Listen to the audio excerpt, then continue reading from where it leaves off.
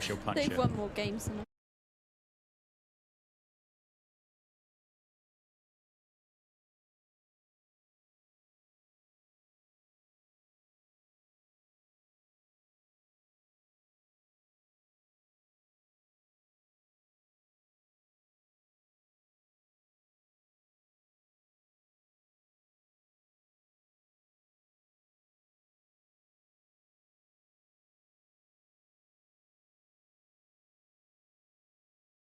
Good evening and welcome once again to a stunning Wantage Road. The weather once again for this blast is absolutely scorching. We've got a full house and we're in for what is can only be described as a crunch game in the North Group between Northamptonshire Steelbacks and Lancashire Lightning. My name is Sam Keir. I've got alongside me Sunrisers and Northamptonshire player Joe Gardner and Sussex Division 7 MVP and YouTube sensation Dan Jadzovic. Welcome, guys. Thanks for having us. Thanks for that glowing introduction as well. Yes, good evening, both. So let's get straight to it. We've had the toss about 15 minutes ago, and with news of that and of the teams, Joe, over to you. Yep, so David Willey won the toss and he's gonna have a bowl first. 3 changes for the Steelbacks from the team that played last week against the Bears at Edgbaston. So Josh Cobb misses out, James Sales and Alex Russell, and in comes Justin Broad for his Steelbacks debut, as well as Ben Sanderson and who's the other one? Vasconcelos. Emilio Gay has come in. Emilio Gay. For Josh Cobb. Whichever way round it was, I knew it was a left-hander. That silence terrified me, Dan. I thought, what's happened here? Lancashire, they just make one change. Colin de Granton is out and Dane Villas comes in for his first blast appearance of the year. What do you know about Justin Broad, Joe? Well, I was doing a little bit of research on him after it was announced that he'd signed his first pro contract yesterday. Played 9 times for Germany. Interesting. So he played in a few World T20 qualifiers, scored bags and bags of runs for the second 11. Every time I seem to click on a second 11 scorecard this year, I just see his name and plenty of runs next to his name. So yeah, excited to see how he goes. Dan, this is no two ways about it. We're getting to sort of the business end of the group stage, and both sides really need to start winning consistently, don't they? Yeah, the door's still open for both of them, isn't it? The group is so tightly contested that there is still a huge opportunity for both of the Steelbacks and the Lightning to progress through to finals day and yeah, as you say, start to put a decent run of performances together. Give themselves a chance, because both the teams have underperformed so far, I think would be fair to say. Yeah, both been inconsistent. I was looking at the kind of situation in the last few years as to what you needed to squeeze in 4th place, and basically 14 to 16 points in the last 14 game seasons. Obviously we had a reduced 2020 due to COVID, and that was between 6 and 8 wins. So Northants currently 3 wins, Lancashire currently 4 wins. So, you know, on paper, maybe 3 or, you know, I think probably going to need more this year, because also the weather's been so good, no results haven't come into the equation, everyone's beating everyone else, so there aren't kind of sides out of it. So what do we reckon? An absolute minimum of winning the next 4 for Northants? Yeah, I'd say so. I definitely think you feel like tonight is a bit of a crunch game, especially I don't think Lancashire have won away from home yet this year. I mean, you look at their side on paper and it might strike a little bit of fear. You know, you've got the likes of Josh Butler and Liam Livingston both playing tonight. So, yeah, I mean, it was a pretty good game here last year.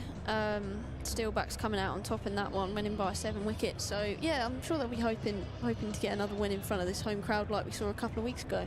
That was quite good a couple of weeks ago, wasn't it? It was, yeah. I can't believe I missed it, guys. Well, it's not our fault you're on test match duty. Well, You've been called up to the big when time. you get the call up, you can't say no, can you? I was thinking of you guys, and I did tune in from my hotel room. So I was very pleased to see a Northants win after what had been a tricky few games. But yeah, going back to Lancashire, and Joe, you mentioned that home and away record. They're sort of, you know, Old Trafford's a bit of a fortress for them, but on the road, I think they won that game at Edgbaston, which I guess counts as an away fixture. I think I was reading on their little preview, it goes down as neutral venue, supposedly. Does it? Okay, yeah. So like you say, being on the road has not suited Lancashire, and I think I saw they hadn't won here at Wantage Road since 2017. It's a Friday night. It's a full crowd. They'll play a part, won't they? The Northamptonshire faithful. I hope so. I really hope so. Down at, was it Sunset Boulevard that you dubbed it down in front of the... hey, I'm not forgetting those bangers. But yeah, honestly, they're going to be loving it down here. As you said, it's sold out. It's cracking. Like, Wantage Road on a sunny day looks glorious. And yeah, they're going to be getting rowdy. They're going to be loving it. The ice creams are going to be going down pretty hard, I think, and getting a bit fluid, I think, towards the end of the evening. One interesting thing in that Northants lineup is David Willey shifting down to 6 in the card. He has struggled at 3, if we're being totally honest, and a few starts, but not really sort of that explosive style we're used to seeing from him. What do you think of that move, Joe?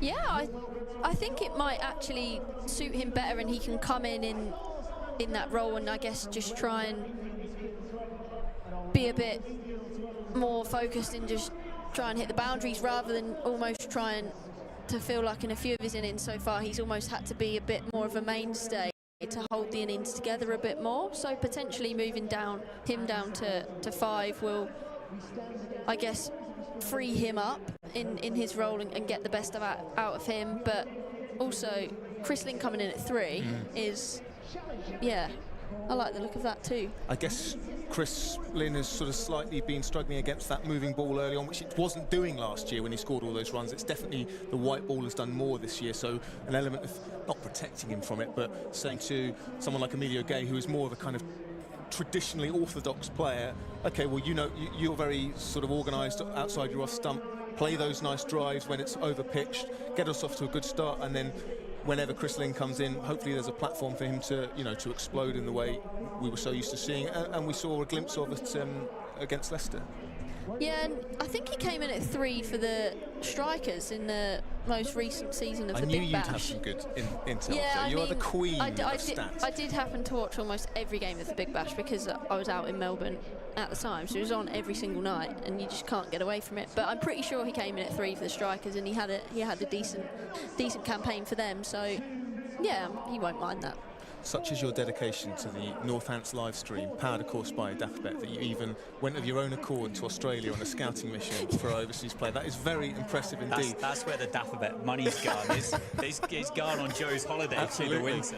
Just come back from another one, haven't you, Jenny? We won't go too much into your jet-setting lifestyle, but a few days in the north. Flew back this afternoon, and then off again to Jersey on Sunday. So yeah, I'm just on all the planes, trains, all the budget airlines that you could possibly choose. Yeah, correct. We're very grateful that you've come back to see us and join us for another Friday night here at Wantage Road. Dan, Lancashire have 3 World Cup winners, T20 World Cup winners reigning World Cup winners in that side in Salt, Butler and Livingston, but none of them have really fired. I was looking at the Lancs batting, and loads of people getting 20s and 30s, but struggling to really kick on. Can't be too long before that happens. Butler got 50 odd against Worcester in their last game, a win at Blackpool, but beware those 3, I guess. Yeah, I've heard people talking about kind of a team of individuals at the moment for the Lightning, which I think you could come up with an argument for, but as you said, they are a team ultimately full of superstars. You look at them and you kind of go, they wouldn't look that out of place looking international cricket, would they? With the exception with Luke Wells in that team, Stephen Croft, who was the top scorer last year as well, but you do look at it and you kind of think, one of these days it could all fire, and it could be quite messy. And yeah, we don't need to sit here and kind of tell people how good kind of Joss Butler is and Phil Salt is. Liam Livingstone, I mean, he stole the headlines, didn't he, last year? To chuck Daryl Mitchell in that team as well, who's had a phenomenal start to the Blast. Colin de Gronholm obviously not playing, but again, another international who they've just replaced with another international in Dane Villas, who's been fantastically good. Luke Woods played international cricket for England. Yeah, they're a good team, Sam, I think would be polite. Yeah, you mentioned Luke Woods, who's actually been great in this season's Blast. I think, what has he got, 10 wickets, but a good economy rate. But has he had to do a lot of the heavy lifting with the ball? Obviously, no Saqib Mahmood with an as yet the nature of this injury unconfirmed, but he's out through injury. Obviously, someone very familiar to Northants fans, Richard Gleeson, has had wrist surgery and he's still not back. So they've kind of struggled a little bit with the ball, other than certainly in seam, other than Luke Wood. And interesting to see in the spin department, Tom Hartley's gone for over 10s, and Luke Wells has overtaken Matt Parkinson. Joe, what's your assessment of the Lightning bowling stocks? Yeah, I think on paper there probably is quite a bit of work for Luke Wood to do in terms of definitely leading them in the power play. And yeah, Matt Parkinson obviously hasn't played that much cricket this year, and he's been quite a key member of their blast team over the past few years. So yeah, I guess it's interesting that they've obviously got Luke Wells and Tom Hartley and Livingston to bowl that kind of that mix-up spin as you might talk about. But then again, they have had Mitchell and de Grandhomme to kind of do a bit of that medium pace, niggly, international seam bowling, I guess. But yeah, no, Gleeson was obviously their leading wicket taker last year, wasn't he? And Saqib Mahmood, and they're both rapid, consistently bowl 90 plus. So yeah, it's a side that I think the Steelbacks will be confident of getting on top of. Certainly, I think you alluded to it, individuals not quite coming together as a unit just yet, but yeah, it's not to underestimate kind of the potential that the Lightning do have, I guess. Dan, how big a role does Ben Sanderson have to play here, we assume, with the new ball? He's come in for one of, well, Sales as the seamer who's gone out, but when he's played so far this year, Sanderson, he's certainly not let the side down, economical, and you know, wickets at the top as well. If he can nip a couple out early, then with the pressure to score big here at Wantage Road, that's going to be a big trump card, which I guess explains why he's been brought into the side. Yeah, and to talk about Leicestershire again, not to upset you any further, but he bowled brilliantly well in that power play, swung that white ball that we've already spoken about. It's doing a little bit more this year than what it has done in previous years, and he's a great exponent of that. The pitch does look like it's got a little bit of a tinge of green to it, doesn't it? A little bit of live grass, and yeah, hopefully Northants will be praying that he can go through this Lancs top order that, as we've just spoken about, hasn't quite fired yet. And if there's a guy that's going to nip this ball around, it's going to be Ben Sanderson. Yeah, and talking of people who do things with a new white ball, David Willey will be hoping he's at his best. He probably would be slightly disappointed in himself so far this year with that Kookaburra ball, but he will be taking the first over, which is my cue to hand over to Dan as lead commentator for the first 5 overs, alongside him with Joe, and I'll sit here and enjoy the opening salvo of this game. Yeah, well, you've got one eye on the Test match as well, which has been a brilliant start to the summer, hasn't it? It's always nice to. You felt like a kid at Christmas this morning. I don't want to talk too much about the Ashes, but it's exciting. You kind of walk downstairs, you turn the TV on, it was there and it was good.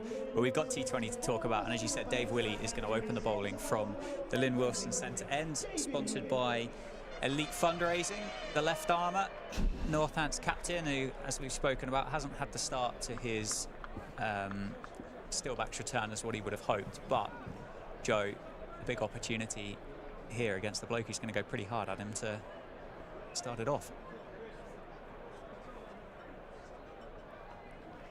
And Phil Salt straight into it, and that's 4 for Phil Salt. He's got that mindset, I want to hit my first ball for 4. Yeah, bit of a freebie, I think, from David Willey, just slightly short, and with that angle coming in, it's pretty comfortable for Salt to just help that round the corner in the way that he did, knowing that the man that is deep on the leg side is just a square, but a lot straighter than where he picked that one out from. We go again, Dave Willey to Phil Salt. And that is punched into the offside for a single, which brings none other than England's T20 World Cup winning captain, Jos Buttler, on strike. He doesn't need much of an introduction, does he? No, not at all. His record speaks for himself, doesn't it? And I mean, I'm sure the Lightning will be pleased that they've had him and got him in their team for as much as they have in this Blast campaign. Yeah, the timing of it's been quite helpful, hasn't it? Yeah, I think prior to this season, he'd only played 9 times for Lancs. Oof. That's a leg bye, I think. 9 times since the start of the 2018 season. So they'll certainly be glad that they've got him back. And yeah, previous game. Not the greatest return as an employee, that, is it? Well, missed a few days. Dangerous franchise leagues, hey. Yeah. Sorry, I can't make it in today. And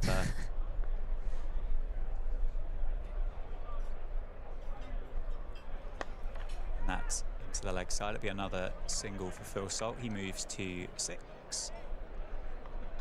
Surprised. Well, am I surprised? I don't know. But the whole Joss Buttler Bazball conversation might have been an interesting one ahead of the Ashes, but we just had to contest with Bairstow and Folkes instead. But it could have been a nice extra name just to chuck in the mix there. Yeah, I mean, it's pretty powerful as it is, but I guess Buttler hadn't quite got his returns in Test cricket.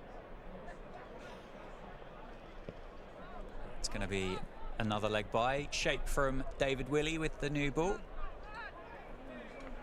Been a good over, good comeback after that. As you said, a bit of a freebie first up, wasn't it? To Phil Salt. Certainly was, but interestingly, Buttler part of the Ashes squad the last time England won the Ashes in 2015. Feels like a long time ago. Changing the field as Vasconcelos comes out of slip and goes to short cover. And that's going to be a dot ball to finish the first over from Northants captain Dave Willey. So 8 for no loss, the Lightning off the first, and we will gaze out the window and see who's going to bowl. Well, it's going to be Ben Sanderson, isn't it? What a silly thing to say. Quite enjoyed him last time out. Yeah, and he bowled his, did he bowl his 4 straight through last time? Yeah, I definitely remember him having his 3 in the power play. Yeah, he looked like he had a bit of fire in his belly when he was here a couple of weeks ago against the Foxes. 3 for 25. Hoping for more of the same today, you would imagine, against these 2 England internationals. It would be handy. Ben Sanderson, sponsored by Wentworth Alexander. He will be bowling to Joss Buttler, who is on strike from the David Capel end. Here we go then. Ben Sanderson to Buttler. And that starts with a dot ball. Evades the tumble from Emilio Gay at short mid wicket, but yet to get off the mark. Joss Buttler, do you think he's getting a bit nervous? Oh, I mean, have you seen what he initials on the top of his bat? I don't think he'll be getting too flustered, but it's not very often he takes 3 balls to get off the mark. Down the ground.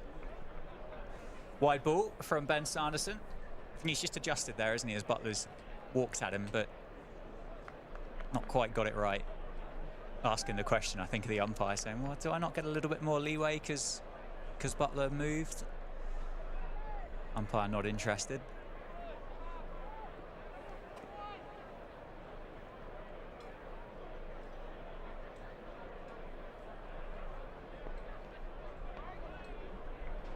And that's going to be down the leg side again.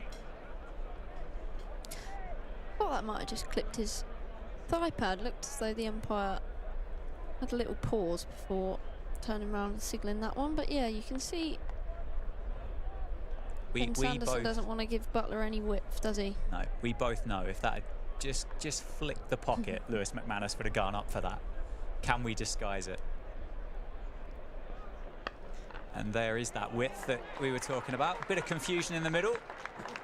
Good first touch by Lewis McManus to save the overthrows. I think that was Justin Broad, wasn't it, with the throw in there. Does the fielding and keeps Joss Buttler on strike. Tidy bit of fielding there at extra cover initially, wasn't it? It certainly was.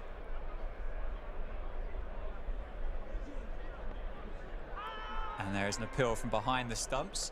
Good finish from Ben Sanderson.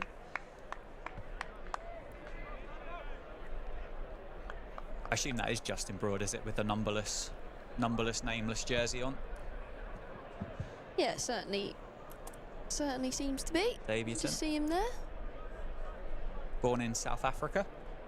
Gets the homegrown player status because of German, I think, grandparents, I think Alex was saying.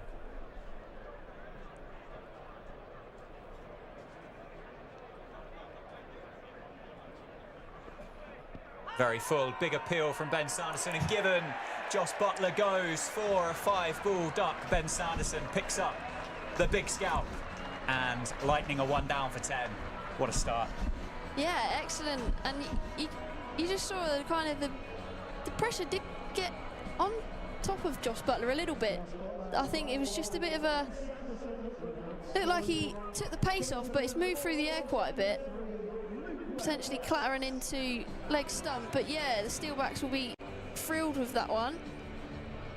As we speak about that movement that Sanderson's able to extract early on is key part of his game, and another wicket to his tally for the year. Yeah, that's gone really late as well, isn't it, from Sanderson? Just tailed in there.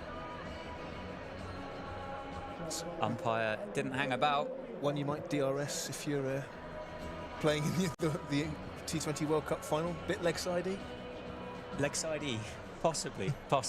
Who are we to judge from up here, Sam? Luke Wells is the new batter at the crease. Ben Sanderson 1 for 2 off his 4 balls, and Wells defends that one. Was Wells carded at 3, or has this been a slight change with the loss of the early wicket? That is a great question, Dan. I know he's been around for absolutely ages, hasn't he? And I mean, he's striking at 170 this year, so maybe not brought in to steady the ship. As he's down the ground straight away, trying to plant Ben Sanderson back over his head and misses out. So 10 for 1 after 2 overs. Ben Sanderson picks up the first wicket of the evening. Josh Butler gone for nothing. And Dave Willey is going to continue from the Lynn Wilson centre ends. Ben Sanderson's bowled 4 through again, do you think? He's bought himself another one there, isn't he, I think? Possibly, yeah, absolutely. No runs conceded off the bat, and yeah, it did look, I think that stop from AJ Ty, extra cover, I don't think you can underestimate how important that probably was in terms of, like, Butler absolutely creamed it. Diving stop, like, probably would have gone for 4, and then a couple of balls later he's out. And that is into the leg side again by Phil Salt, just for a single. And Dave Willey will have a bowl to Luke Wells for the first time this evening. It's a nice buzz around the ground tonight. Sam, I'd like to task you with the job of just keeping your eye out the window and seeing if you see anything interesting going on. Oh, he's bought the bins as well. He's fully prepared. Mission accepted, Dan. I'll see what I can see. I trust you to find us something good. And it's well fielded by Ben Sanderson, a point. There he is, look. Looking like a true twitcher. I've been called worse.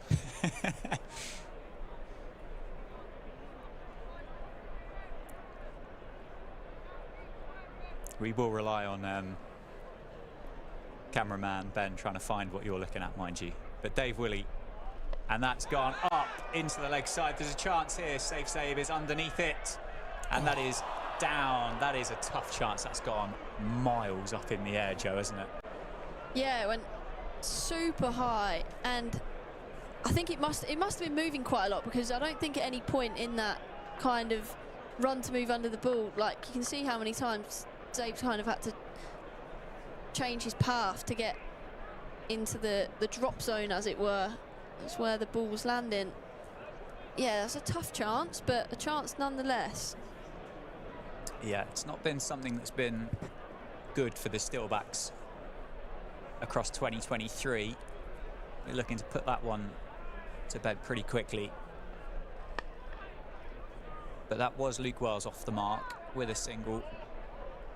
Yeah, it really looked like that one swirled, didn't it? I also wonder whether it was straight up in the sun for safe save. Those are the kind of mitigating circumstances.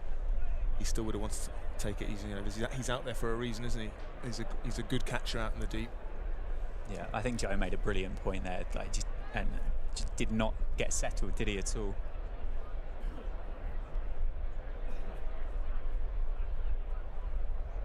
Down the ground, and that is 4. Luke Wells picks up his first boundary straight down the ground. Wasn't a million miles away from mid-off, but nonetheless, the Lightning moved to 17 for 1. That's a nice looking shot, that. Yeah, you can see in the first few balls, Wells has tried to be positive, used his feet well there. I did think for a second Andrew Tye might have had a diving catch to his left. Wasn't interested. They quite hurt when you hit the ground, though, Joe. Yeah, as I so found out.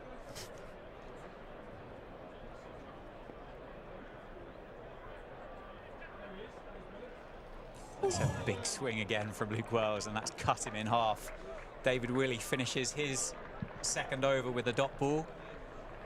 The Lightning are 17 for 1. The man out, Joss Butler. Did you make the catch, Joe? We are talking about Joe's injury, for those wondering. You've broken your little finger. Well, no, it's actually not my little finger. I kind of wish it was my little finger. It's actually my metacarpal. You can see I've got this nice little accessory going on. Nice little thermoplastic splint. Nice in the hot weather, I imagine. Yeah, lovely. I thought there was a funny Smells smell great, yeah. But did you catch it? So it was actually a diving stop. Okay. On the ropes. I stopped it. Just landed awkwardly and bosh, little fracture. Upish, and that is 4 for Phil Salt. He beats the diving David Willey at mid-off, and that's another boundary. 21 for 1. Nice looking shot from Phil Salt there. I don't know whether maybe did it beat Dave Willey? I think it did, didn't it? Yeah, it was a long way from it, to be fair. Well, at least you saved the boundary, Joe. Well, exactly. Body on the line, and you Literally. save 4. Down the leg side, and that is out. Phil Salt goes. Good catch by Lewis McManus. That man, Ben Sanderson, has 2. 21 for 2. The Lightning and the Steelbacks are well on top now. Ben Sanderson doing what Ben Sanderson did in the previous game against Leicester, nipping a couple out early. Phil Salt didn't look particularly pleased with that. He went to remark his guard, didn't quite realise what happened, but that's just standard response, isn't it? I think when you strangle down the leg side. But yeah, Ben Sanderson 2 for 6. A couple of England internationals are gone early in this game. The Lightning 21 for 2. Yeah, cracking start. I'm sure we'll get another replay of that dismissal. Oh, like magic that, wouldn't it? Thanks, producer George. Yeah, it's really hard to see, isn't it? But as you said, Phil Salt. I'd like that. If I'm being honest, I'd like that replay just to have lasted a little bit longer, to have seen Phil Salt's reaction. That's the classic. I think he was protesting too much sort of reaction. Yeah. Like, nothing to see here, Governor. Sanderson and McManus went up straight away, though, didn't they? Yeah, I mean, they as did. they would, but it was pretty immediate. Yeah, not quite sure what happened there, but the ball wasn't in Ben Sanderson's hand. Anyway, Stephen Croft is the new batter for the Lightning. Their top run scorer of 2022 is at the crease now. And that is full. There's a mix-up, there's a chance. David Willey's got it. Oh, and that has pinned Stephen Croft somewhere. Apologies from David Willey straight away, but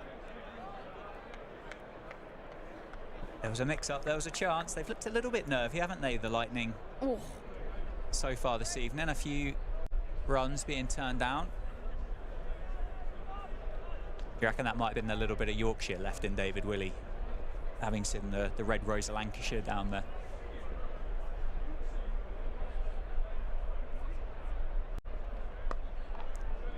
Well bowled again from Ben Sanderson. Another dot ball. I vaguely remember him. Didn't he have a great game for Yorkshire against Lancashire 5 or so years ago? I think he got, strike rate 200, sort of 80 odd at Headingley, something like that. So hopefully that trans-Pennine rivalry is still strong in him, even though we're a bit further south. Still up north in my eyes, Sam. Get above the South Downs and it's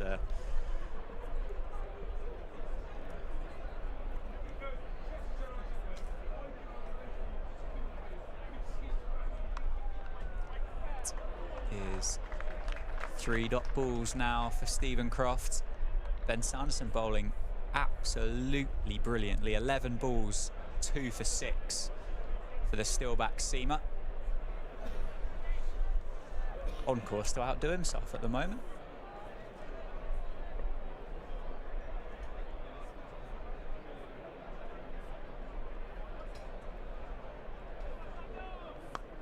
Stephen Croft is off the mark with a single into the leg side. Safe Zabe does the fielding. That is the end of the 4th over. 22 for 2 the score. Luke Wells on 5, Stephen Croft on 1, and Ben Sanderson 2 overs, 2 for 7. Yeah, brilliant stuff from Ben Sanderson. Back on home turf. Just the 1 wicket in the couple of games he played away from home against, I think it was Worcester and Durham, wasn't it? Yeah. Yeah, just took 1 for 22 up at Durham and then 0 for 33 against Worcester. But yeah, back here, taking wickets in the power play, which we know is so important. Yeah, good place to bowl seam at the top here, isn't it? At Wantage Road. Tom Taylor's the new bowler from the Lynn Wilson centre end, replacing Dave Willey. And he's going to start with a dot ball. Tom Taylor, sponsored by Smooth FM. Oh. I know. Can't be many people sponsored by radio stations in the game. So. No, he might be a unique character in that. Have you got a sponsor? Maybe we could have a word with Smooth FM. No, yeah, no. Drop a word in. Little player sponsor, Smooth FM, interesting.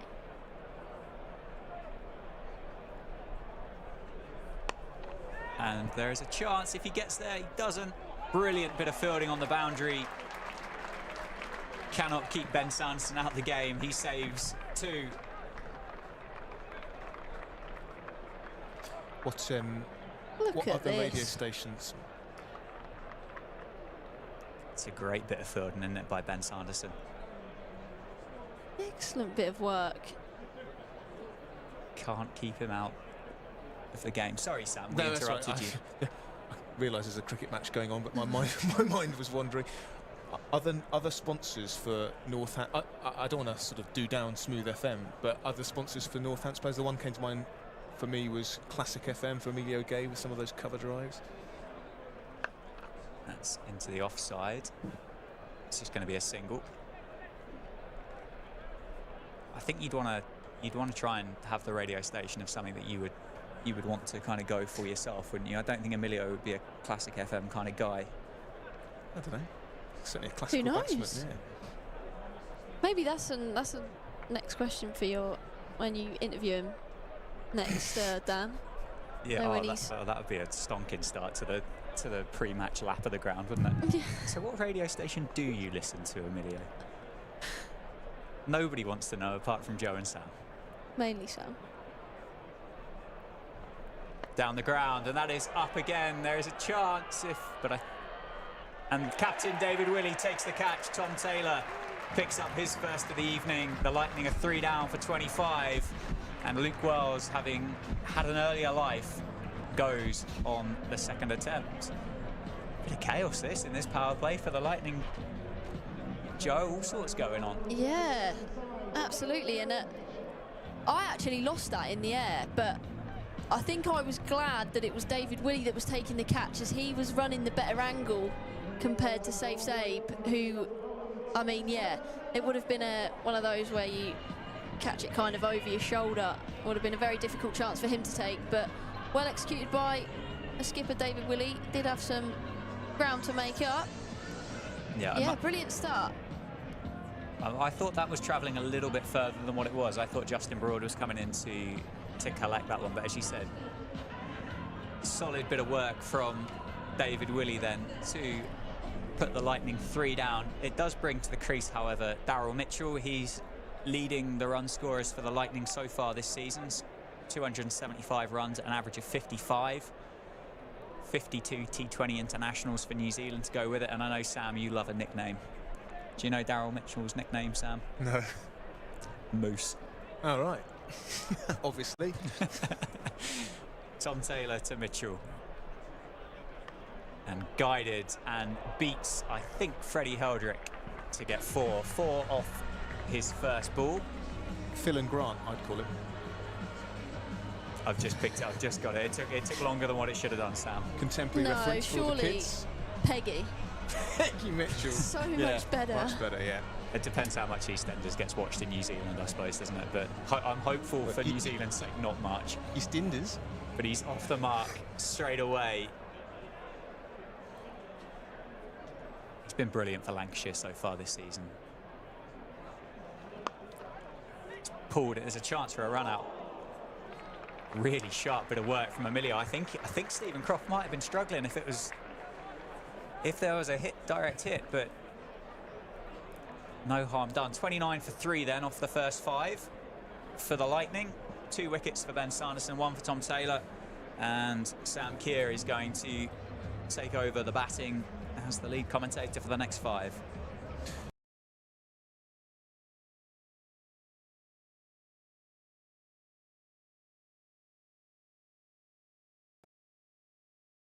To Ben Sanderson, who has been superb so far this evening, and Luke Wells, the most recent man to go, caught Willey, bowled Taylor for 5. Ben Sanderson bowling his 3rd over, as you would expect. Been brilliant with this new ball. And they'll come back for 2 after the misfield for David Willey there at mid-off. Yeah, huge amount of weight of responsibility now on Croft and Mitchell's shoulders. Although they've been in this position before this season, the Lancashire top order not firing quite as you would expect with some of the names up there. But he's pretty reliable, Stephen Croft. His 20s and 30s almost a given when he bats. So far this year, I think 5 out of his 8 innings, at least 20. So he has got a bit of a holding, rebuilding role to do. Yeah, he got 40 last time out, didn't he, against the Rapids? And as I said, was their leading run scorer in 2022. You know when you kind of turn around and say, oh, he's been around for ages. This is a guy that fits that. Short ball from Sanderson, and it's pulled under control by Croft. Just 1 run. And the fielding completed by safe save. It feels like there's a real buzz about the Steelbacks tonight, Sam. I know that the start that they've had with the 2 wickets from Sanderson, but there just feels like a real kind of energy and a real vibe out there on the field that maybe we haven't seen at parts throughout this season, which is really nice to see. Yeah, and I think that's been picked up on by the crowd. Like you said, there's a lovely buzz, as you would expect, regardless of the cricket on such a glorious evening. But it does help when the home side are on top, as they very much are, at 32 for 3, halfway through the 6th over. Miscue, horrible miscue from Daryl Mitchell, but he's certainly going to get 2, as safe save does an excellent bit of fielding out on the mid-wicket, deep mid-wicket boundary. Just going back to your guys' point about Stephen Croft. 2nd highest number of blast appearances behind Samit Patel. And this is his 218th appearance for Lancashire in the blast. So, wow. Yes, I would concur. He has been round a long time. Mitchell targets that boundary. And 1 bounce for 4. Timed that one okay. Just a touch full from Sanderson. Yeah, good shot by Moose. just got enough of it, didn't he? Nowhere near the middle of the bat. I don't know, I think he waited, just had to wait for it, didn't he? And once he'd cleared the infield with the fielding restrictions still in place for another 2 balls as it was, he was always going to be safe. So it's actually fairly low risk, although as I say that for the... I know there was a slight movement there from AJ Tai, as if he was going to go out to the long on boundary, but instead it is Emilio Gay who will go out to the deep mid-wicket boundary to join Safe Saib on that side in the deep, and that's exactly where the ball goes. Darren Mitchell just pinging it into the onside. 1 run to complete the over. That is the end of the power play. A very good power play for the home side. Lancashire 39 for 3. That's been brilliant, Sam. As you said, those 3 massive wickets, Butler and Salt in particular, being picked up. As from a cricket fan's perspective, you'd be a bit disappointed by that, wouldn't you, to kind of not still be watching those 2 guys play cricket. But from a Steelbacks perspective, that's absolutely brilliant, and it's a little bit of deja vu from the Foxes game with Ben Sanderson, which has been brilliant to see. And Joe, looks like you've got some kind of stat or fact or something that you're dying to say. Yeah, so 39 for 3, best power play for the Steelbacks, overtaking that 42 for 3 against the Foxes. Tom Taylor continues from the Lynn Wilson Centre end. AJ Tai doing the fielding as the ball is just prodded down towards him at long on. He came on quite late, didn't he, up at Edgbaston against the Bears with the ball. I know it was a bit more of a spin-friendly pitch. Yeah. But I think he still picked up 2 for not very many. Not sure how good for cricket wickets like that are in T20 or in any game, as Croft swings and misses at a wide one just outside the off stump. Did you sorry, Joe, go on. No, he was almost exclusively just used at the death, I think, wasn't he? AJ Tai, just utilising his variation. But it worked well for him. We've seen him go at probably an economy a little bit higher than he's used to, potentially in his first few outings in Steelbacks colours.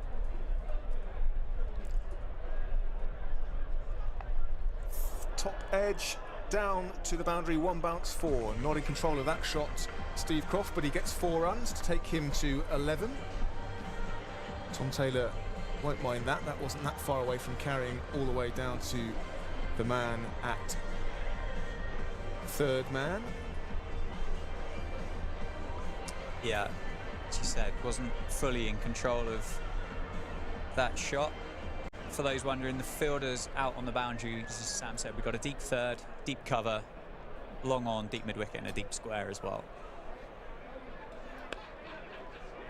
We'll look for 2 here and get it quite comfortably in the end. Intelligent cricket from Stephen Croft, as you'd expect from a man of his experience, just tucking it into the onside and picking up 2. Speaking of intelligent cricket, Sam, the intelligent cricket win predictor is currently in favour of the Steelbacks, 60 or 59.9 to 40.1 if we're splitting hairs. That's changed quite significantly from the start of the evening, hasn't it, with the Lightning that I think was 63% favourite, I believe, before a ball had been bowled.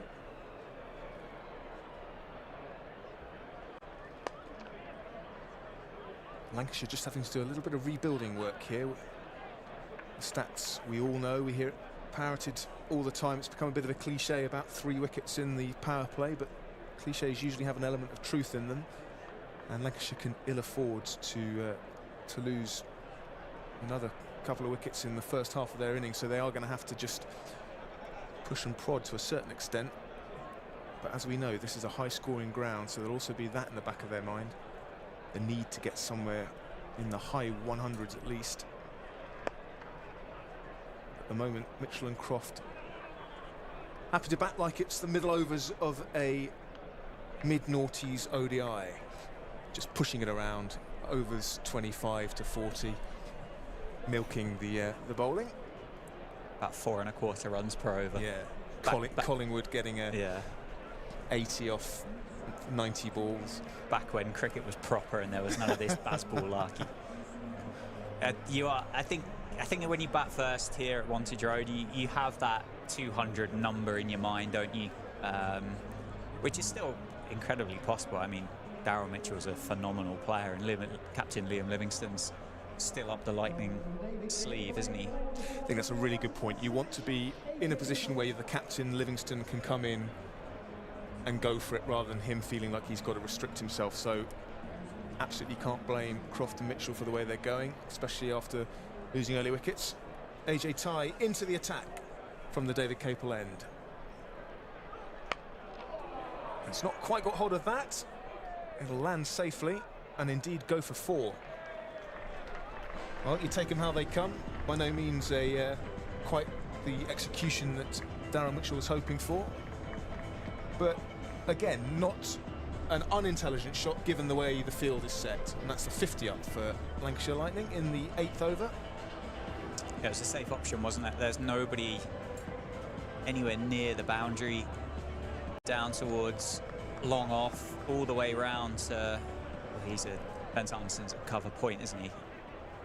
You would say, being that square, so there's a big gap in front of the pavilion. Tucks it into the onside, beautifully timed, and that is 4 runs. That's some shot. Well, he's timed that absolute pants off it, isn't he? Just shows you don't need to smash every ball out of the ground. Just lent on that. Not the greatest delivery from AJ Tye, given that big gap on the onside, but my word, it was beautifully timed by Daryl Mitchell, showing all his class there. It's interesting, this field, isn't it? I know there is a long on and there is a deep mid wicket. What have we got? A deep third, deep backward square. I mean, that to me says AJ Tye is going to bowl a little bit shorter. And there's the short ball, and this time it's punched through the offside. Daryl Mitchell suddenly races to 22 off 10 deliveries, having taken 9 off those first 3 balls of AJ Tye's evening. See, the Div 7 cricketer can pick up a few things here and there. Daryl Mitchell's playing in Div 7. Not sure he'd have a chance against you, would he? Dan, the form you're in? He'd probably keep me out of the team, I think. Maybe rotate like the Lancs overseas. Quite possibly, yeah. Quite possibly. It does feel a bit like 2022, though, watching Daryl Mitchell bat again. Slow ball. And it is signalled as a wide by umpire Adnan. Looked well wide. Ooh, actually, the swing did him, yeah.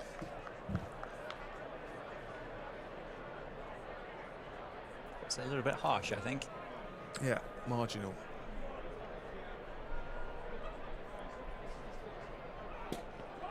Hits him on the pad. No interest from the Northants fielder, but a shot at the stumps by AJ Tye, and they will get an overthrow.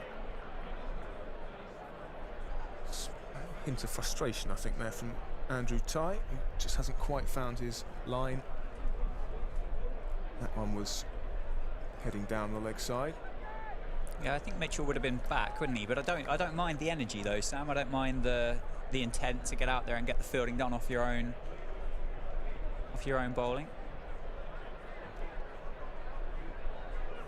Full toss, chipped up, but it falls short of David Willey, who athletically fields and throws in one movement. He's at a Lancashire Lightning coconut shy tonight, isn't he, David Willey? Yeah, he's got picked up Stephen Croft so far. Yeah, he's got a big teddy for that just one. Got Daryl Mitchell. I think when you get the 3, I think that's when you get the big teddy.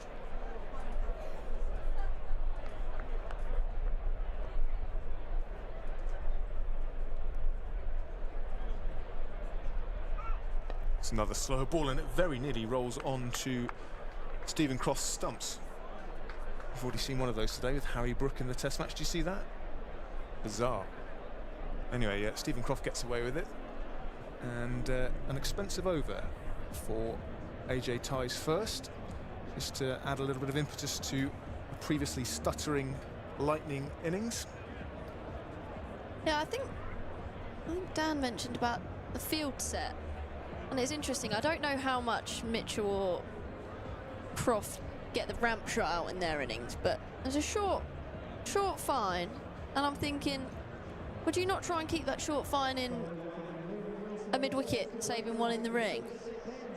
To almost, well, one, it would have eliminated the overthrow and also potentially stop that 4 that Mitchell hit quite crisply through that gap in between 2 fielders that were deep. I just think having a mid-wicket in the ring is something that can help really squeeze for the fielding team. Ben Sanderson to bowl his final over. Pace off, back of a length, and does the fielding off his own bowling.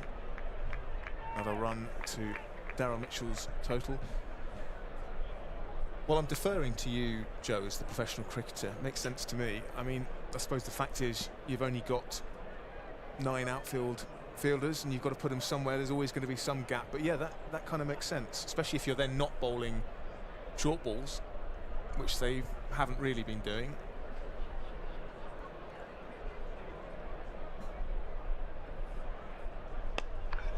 Swing from Stephen Croft, and that'll be 6 runs. Picked that one up okay. Length delivery from Ben Sanderson. Again, not quite sure he got all of it, but enough of it to clear that relatively short boundary down towards us here at the David Capel end. And bit of interest, wasn't there, from David Willey and Emilio Gay converging on it, but I don't think it was over by... it was over by probably at least 6 foot, so he got plenty of it. Handy little partnership this now. Was of course at the Lynn Wilson centre end. We are not the David Capel end. Oh, and that drops just short, I think. Puff of dust as the ball and the hand came together, but I think it was just short. It would have been an absolute worldie if he'd taken it one-handed. I think Tom Taylor might be in a bit of... I reckon he got a good mitt on that. It's just hit him a bit awkwardly, I reckon. He's done a Joe Gardner. There you go.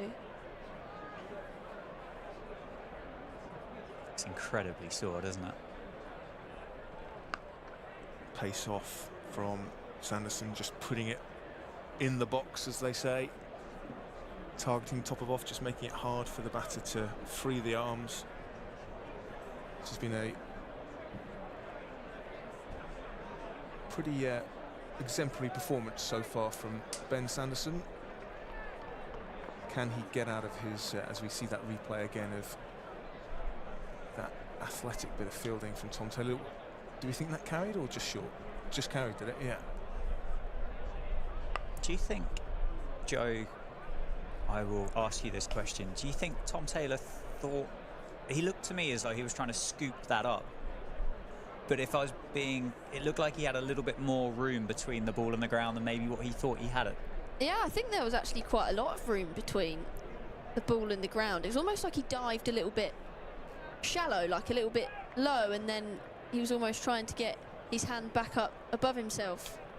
I mean, decent effort. Just looked like it might have hit him a bit awkwardly, potentially around his thumb.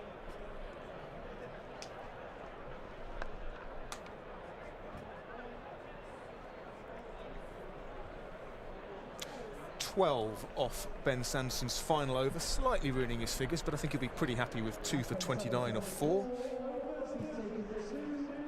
He's had another good evening's work, hasn't he, for the Steelbacks? It does so well, or has done so well over the last 2 games here with a new ball for Northants.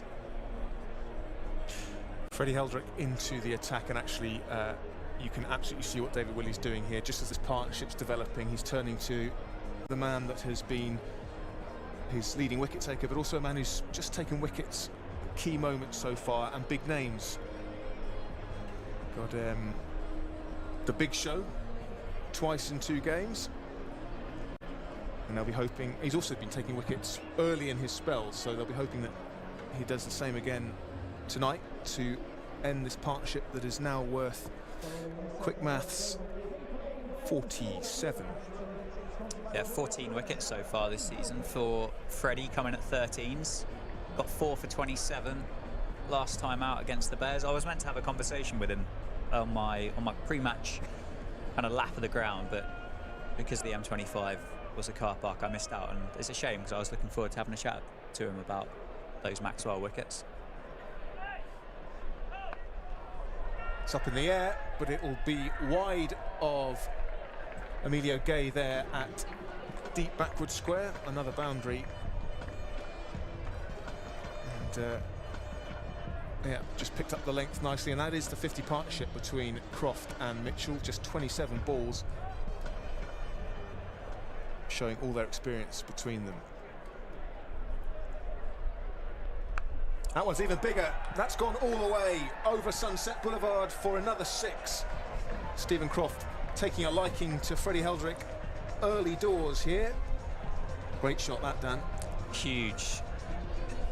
Don't mind seeing the slog sweep, and that's as well timed. I think that's probably the shot of the day, probably the one that we've really seen that's been timed so far. Starting to look less like a nudge and nerdle rebuild from the Lightning here. It's turned into a bit of an onslaught quite quick, isn't it? Umpire Adnan just having a look at the ball, see if that shot did any damage. Short and smacked into the ground by Croft, misfielded by Heldrick, so they will come through for a single. And that brings Daryl Mitchell on to strike for his first look at the impressive young wrist spinner, Freddie Heldrick. I feel like there's been a bit of a changing of the guard in terms of spin here at Northants so far this season, with probably White and Cobb, who've done so much of the spin bowling in recent years. Heldrick leading the wicket takers. Alex Russell impressing in the game up at Birmingham, not playing tonight. And actually save bowled nicely as well, didn't he, on the road in the last couple of games as well. So new generation of spinners. But at the moment, it's the old-timer Steve Croft who is making the most of Northants' spin. That's another 6, the second of the over. 18 off the first 5 balls of Freddie Heldrick, and this is a test for the young man. It's been all going pretty much all his own way so far in this year's Blast, but he's come up against a wily old pro in Stephen Croft, and at the moment Croft is winning the battle. Short ball, and doesn't get hold of it this time, Croft, but oh dear, and miscommunication between the two Northants fielders out on the boundary. They get away with that a little bit. They almost looked at each other to say, who's going to do the fielding? And in the end, it was done, but it did mean that Stephen Croft was able to come back for 2. Expensive over. 92 for 3 at the halfway point as I hand over to Joe. Yeah, it's been a productive 3 overs for the Lightning. 44 coming off the last 3. So Steelbacks should be looking to tighten up, get a few dots in. Haven't had a dot since the end of this man's first over.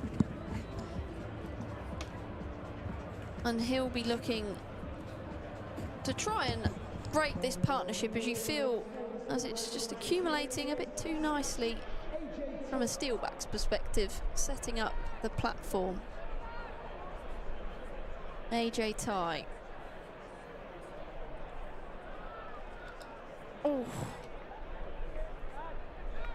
Pace off to Mitchell. That's not a bad option here. A little bit more of that. Batter's been striking it quite nicely in the previous few overs, but we did see them miss time a few earlier on in their innings, so see what tricks AJ Ty's got. Just hits that one out to David Willett long off, but like a bit of a knuckleball potentially, that one. AJ Ty, he's got many, hasn't he? He's got a box of tricks, hasn't he?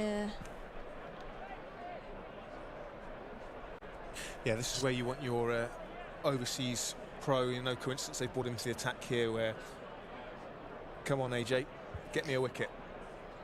Absolutely. Croft mistimed, fall short of Ricardo Vasconcelos, but just be 1. Yeah, Croft ticking along nicely, up to 44 now.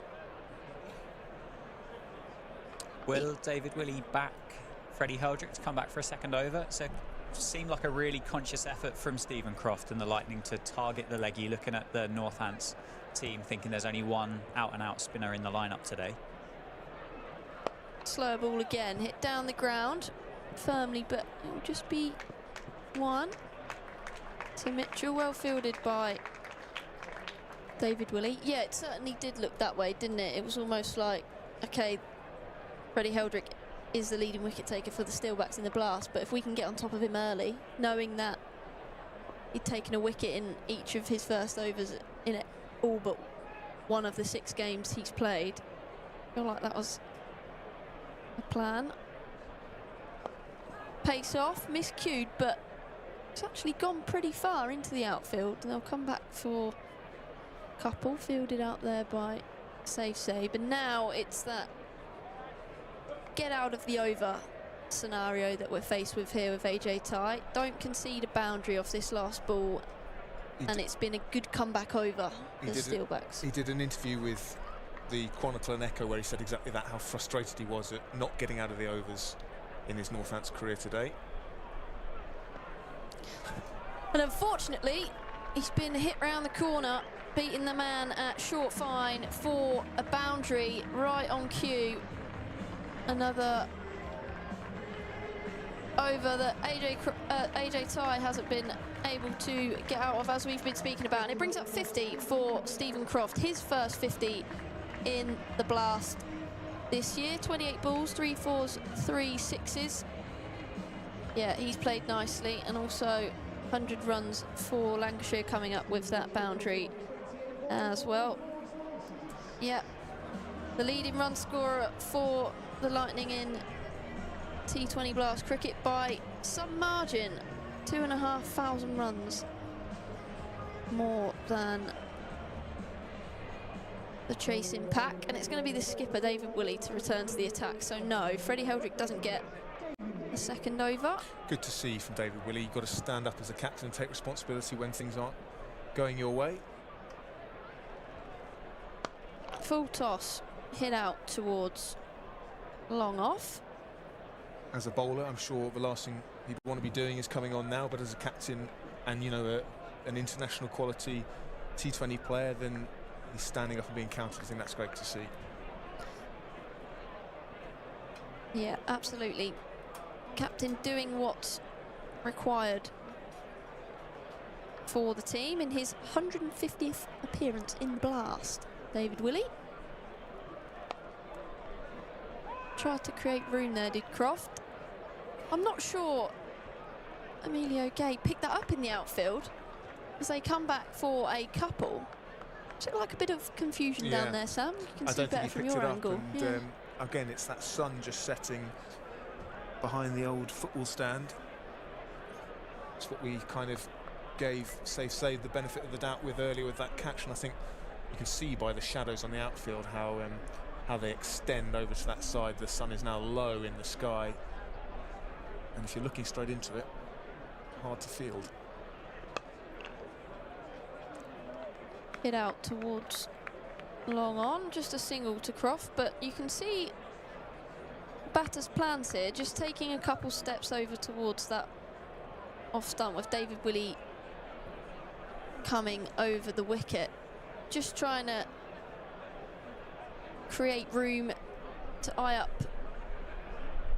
Sunset Boulevard, as it were, and hit into their danger zones.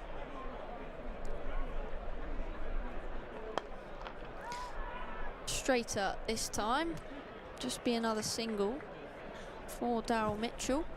Just one last thing to say about Freddie Heldrick and the leg spinner. With the way the Steelbacks have lined up tonight, the 6th bowler is the left arm spinner, Safe Zabe. So we are going to have to get Freddie back into this game, or we're going to get 3 overs of some part-time left arm spin from Safe.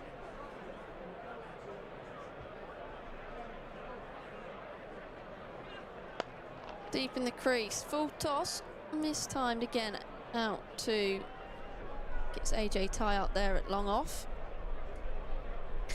Right, can David Willey get out of this over? Steelbacks will be hoping so. just really try and put a bit more pressure on these batters. Currently going at 9 and over, so well on course for 180. It's well bowled. Yeah, good over from skipper David Willey. Just 7 runs off of that over. Yeah, good stuff. He bowled to his field.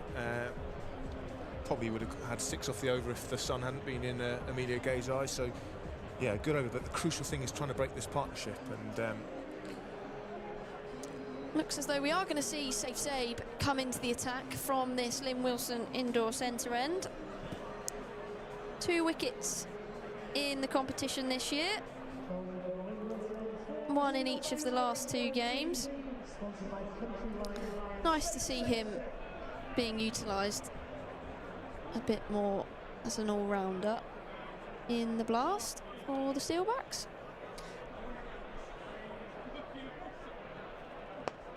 Hit firmly down the ground. Has it gone all the way? Yes. Well, Daryl Mitchell's met Safe Sabe there with the utmost confidence. Just swung straight through the line off the ball. Clearly a man in touch. A leading run scorer for the Lightning this year. 6 Safe Sabes first. Will it be 1? Yep, just 1, but clever bit of cricket. Know that support staff always love boundary followed up by single. Good start to the over. What's Safe going to do here? Into the pitch. Hit out towards long off. Cut off by Emilio Gay. Come back for a couple. Big pocket out there. Comfortable 2. Stephen Croft with his highest score in the blast so far this year. Lighted a little bit more. Is it going to carry? No, on the bounce to that man Emilio Gay again, but slightly slower, a little bit more flighted from Sabe. 10 off the over so far.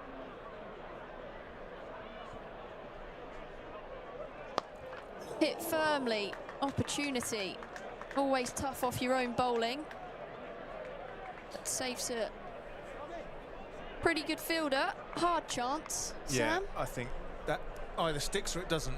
You don't know much about that, do you? And he just got his arms up a little late.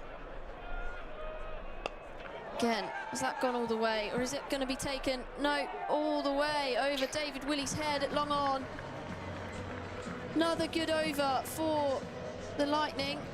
6 to Stephen Croft. He moves on to 63 from just the 34 balls. 100-run partnership between these two, and it has been brilliant rebuild from these two. Plenty of T20 experience between the pair of them, and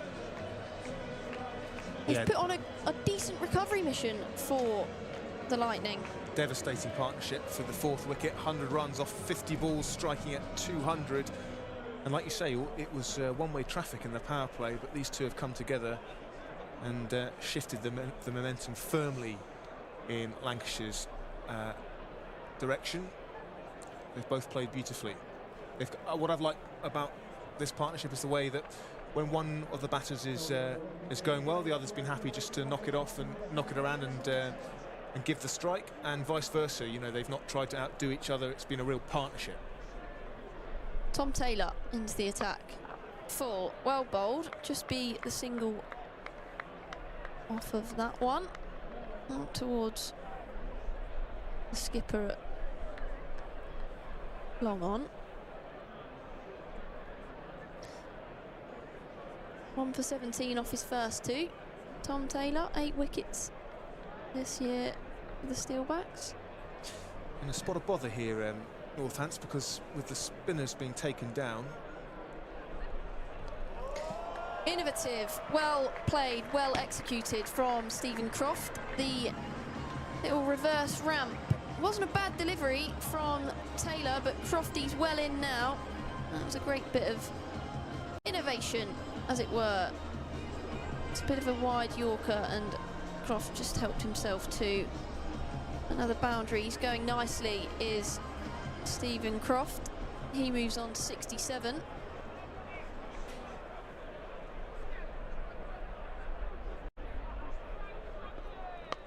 Yeah, full from Taylor, just a single.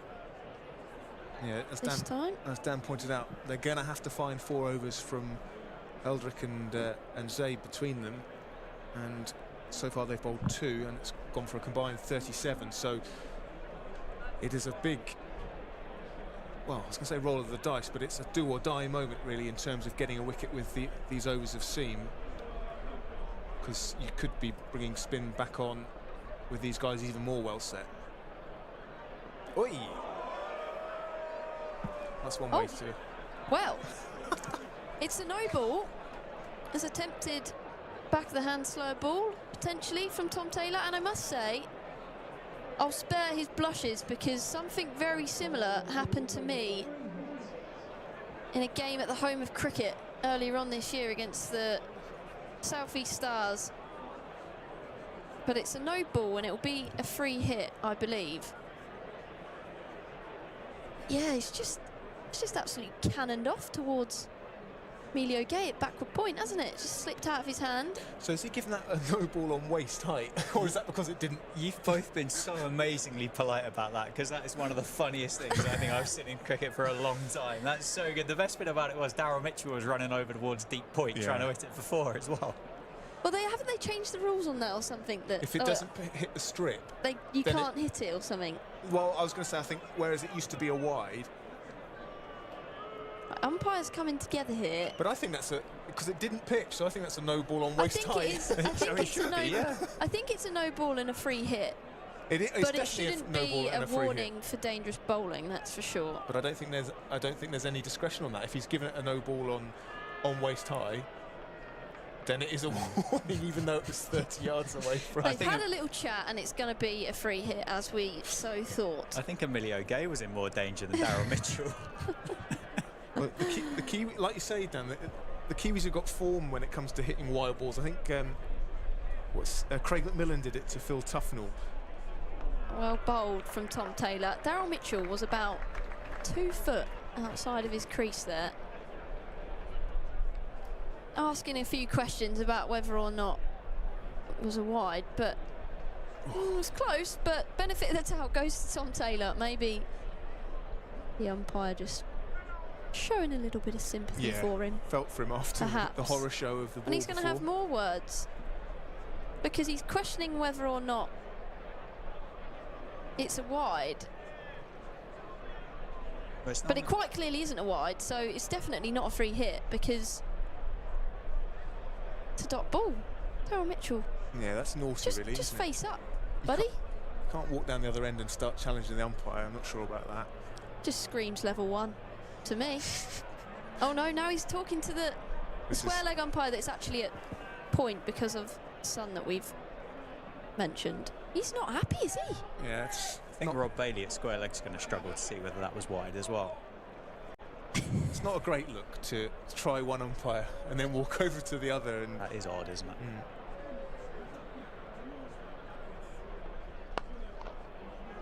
Slow ball hit down the ground from Mitchell. Just the one. One ball left in this somewhat eventful over. Daryl Mitchell chirping a fair amount, but he's on 41. There's that ball that we were speaking about, questioning whether or not it's wide. Umpire unmoved.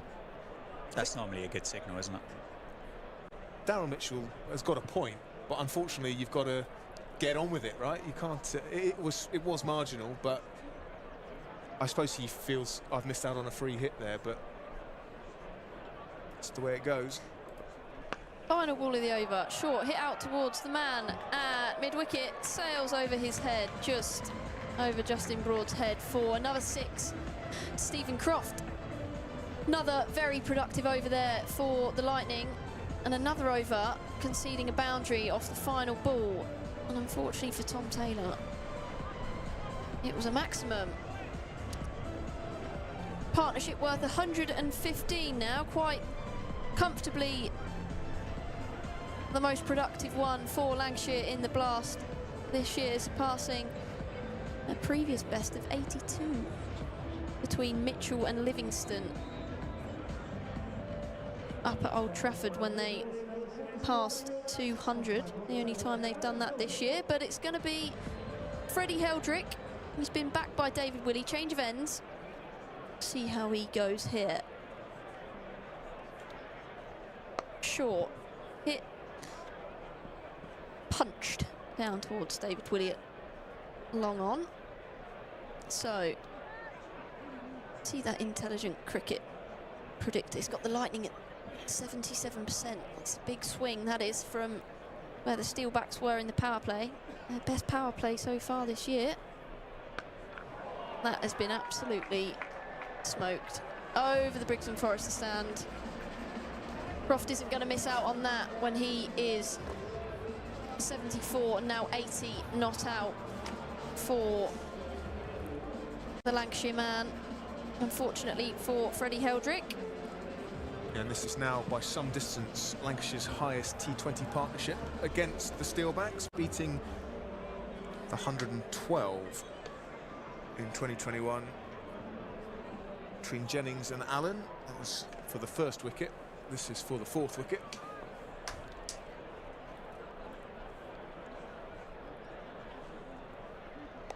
Fuller, slog sweep, out to deep square. Oh, and it's gone through Ben Sanderson's hands at backward square for, unfortunately, another 6. Croft moves on to 86. It's a tough chance, and he felt he was very close to the rope. Yeah, just goes through his hands. Brings up the 150 for the Lightning in the 15th over. Brilliant recovery from Lancashire. 25 for 3, now 153 for 3. And again, slower, flighted, just be single, out towards Vasconcelos.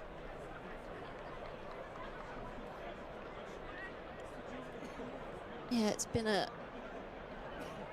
excellent recovery for the Lightning from the position they were in.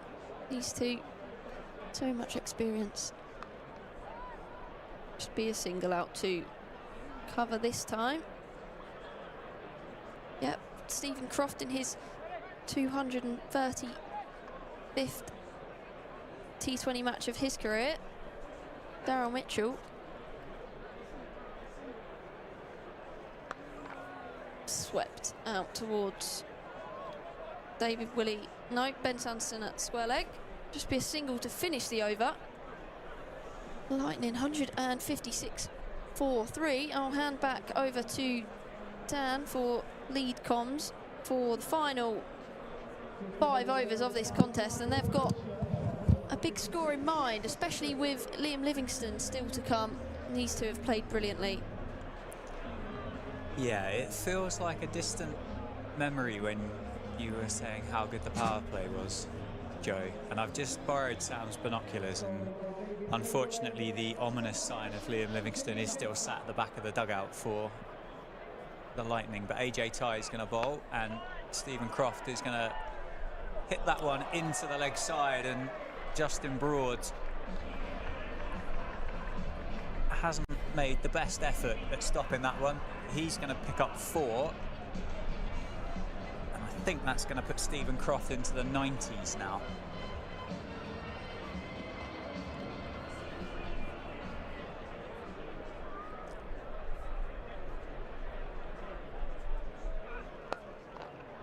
It's down the ground for a single. It's been brutal, Joe.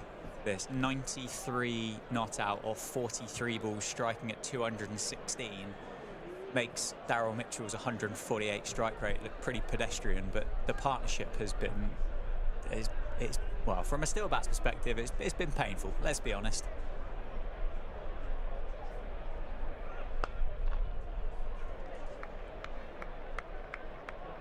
Yeah, and I think in the context of where the Lightning were, I know we've spoken about it a lot, but it's really, really rare for a 4th wicket partnership to be worth so much when you've lost 3 in the power play. These two have played brilliantly, not really taken too much risk either. Short, and I think that's going to be a wide from AJ Ty. So he's going to have to re-bowl that one. That was particularly wide, that one. So we've still got one more over of spin to come here, haven't we, I think? With Heldrick having bowled 2 and Zabe having bowled 1.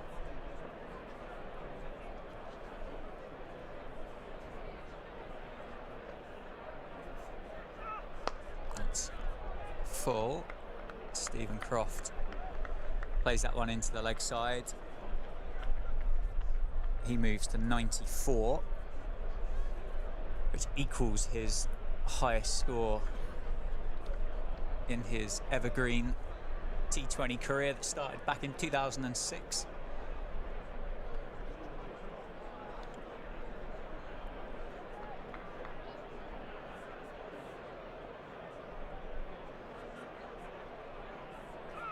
Full from AJ Ty, and that's gone through Ricardo Vasconcelos. Is a dive, but it's to avail by Tom Taylor down on the boundary. Daryl Mitchell picked up 4. He moves to 48. And that vibe, that positivity that I was talking about earlier from the Steelbacks in the field just seems to be just dropping a bit here. Yeah, if you were to ask anyone how the Steelbacks fielding's generally gone this season, just watch that bit of play, unfortunately. Yeah, oh, and there's a chance for a caught and bowled. Goes down from AJ Ty. He shows a bit of frustration as he throws that back to Lewis McManus. That would have been sharp. That would have been a ridiculous catch. Unfortunately for the Steelbacks, AJ could not hold on to it. Very well bowled at the back of the hand, wasn't it? 168 for 3 then. 4 overs to go. And it looks like on debut, we're going to get a bit of Justin Broad from the Lynn Wilson centre end for this missing over that we were just talking about. Yeah, David Willey not wanting to use his spinners, his overs from Safe Saven, Freddie Heldrick. They've gone at a good lick tonight, but Justin Broad called into the attack. Yeah, this partnership has just been 7 dots. 7 dots in 69 balls. Incredibly impressive. Bit of right arm medium pace then from the Germany international, Justin Broad. Just 1 wicket so far in his international career for Germany. Keeper up to the stumps. Good take by Lewis McManus. Stephen Croft on strike. Two dots in a row now. Like buses. What's that, 8 now, is it? The last time there were 2 dots in a row. The 4th over. Well, we couldn't make it 3, and Stephen Croft has played that one to the offside. He's going to come back for a couple, and he's going to move to 96. T20 career best for Stephen Croft. 96 off 46. 5 4s and 7 6s so far in this innings from Stephen Croft. Yorker from Justin Broad, really well bowled. Just a single off his 3rd ball on 7-1.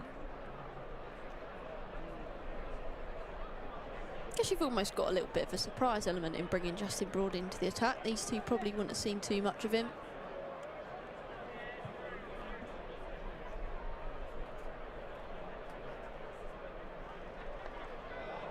And Justin Broad picks up a wicket on debut.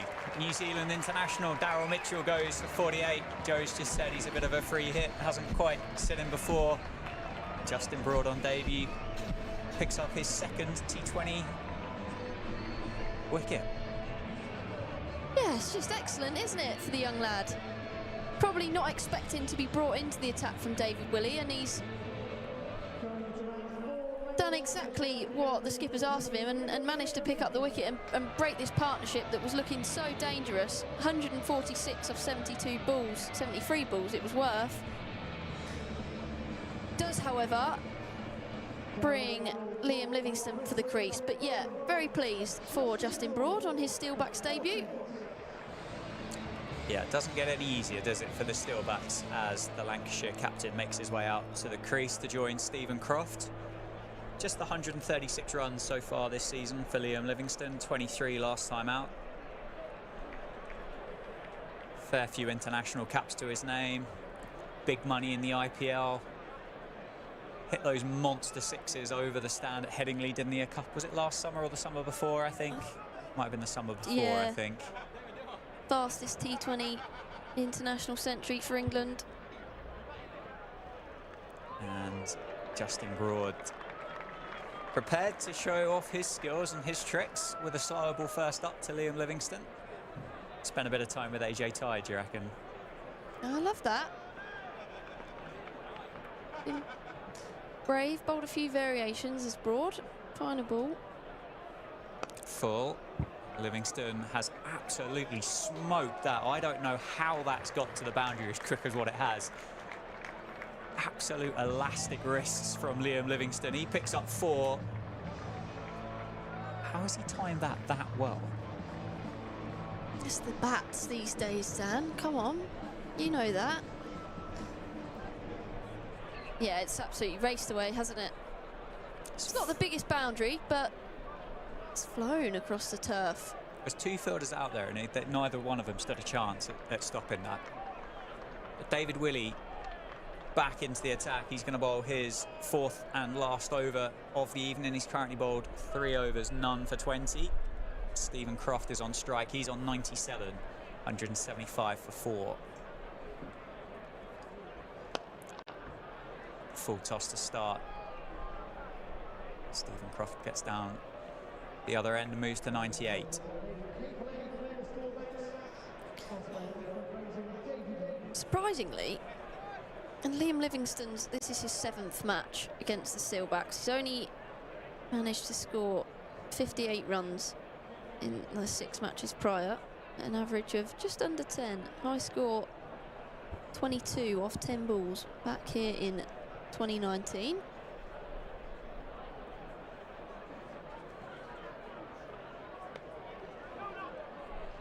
I saw that as well, Joe. I think isn't it his worst county in the blast, as it were, his lowest average against a county team.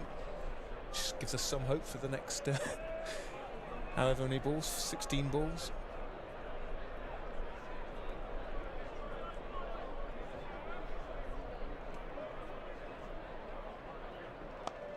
It's gone straight up in the air. Vasconcelos is trying to get underneath it. And Livingstone picks up 1. I think that caught everybody a little bit by surprise there, didn't it? Yeah. Variation, full toss. Seen a few of them. Stephen Croft then on 98. David Willey comes in to bowl. And Stephen Croft moves to 99 now. 99 off 49. Striking at 202 for the Lancashire legend.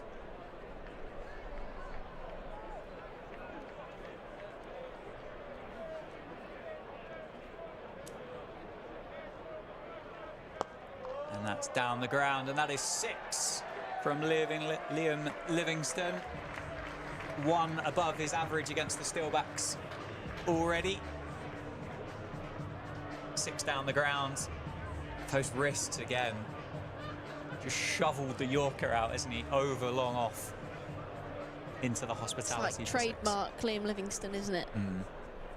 Go full, and he manages somehow to get underneath it and get enough on it to still clear the ropes. David Willey finishes that over with the dot ball. So he's finished this evening. He's bowled 4 overs, none for 29, and the Lightning are 184 for 4. There'll be a few cricketers around the world that'll be pretty jealous of the ability, well, Livingston and Butler in particular, to kind of dig out those Yorkers and still hit them with such power. Yeah, they're two great exponents of power hitting in the short formats, and they've had their rewards, notably so with their franchise experience. 8 T20 hundreds between them, but it's Stephen Croft, the one on 99.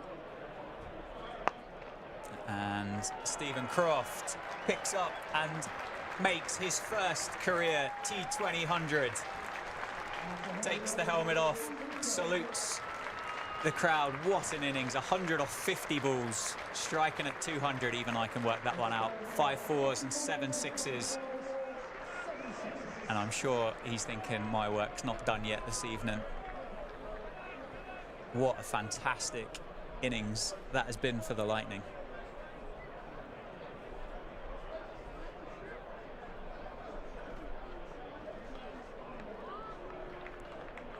Livingston misses out on that Yorker, well bowled by Tom Taylor. Yeah, but you can clearly see the plan of Tom Taylor is to come around the wicket, bowl those wide Yorkers, keep them outside of Livingston's hitting arc. Feel like Livingston will probably take a few steps over to the offside and try and... And Liam Livingstone has muscled that one down to deep mid-wicket as he picks up another 4 and moves to 15. Yeah, into that pocket, wasn't it? Just missed his length ever so slightly, and you mentioned Livingston able to just get enough on it and get underneath it, hit it in the pocket between long on and deep mid-wicket.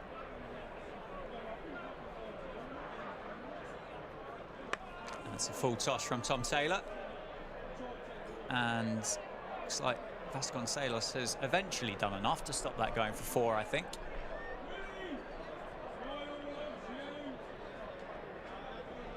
Vasconcelos says he's okay.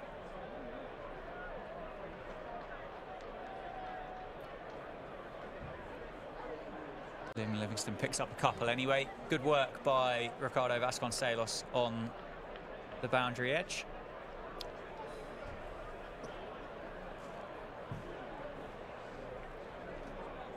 It's hard to know, isn't it, in those situations without a third umpire, and unfortunately can't check it, Liam Livingstone. Yeah, I think in those circumstances you've got to take the player's word for it, haven't you? Professionals gonna, you're gonna have to rely on their word for it, and I think Ricardo Vasconcelos isn't the kind of player that's gonna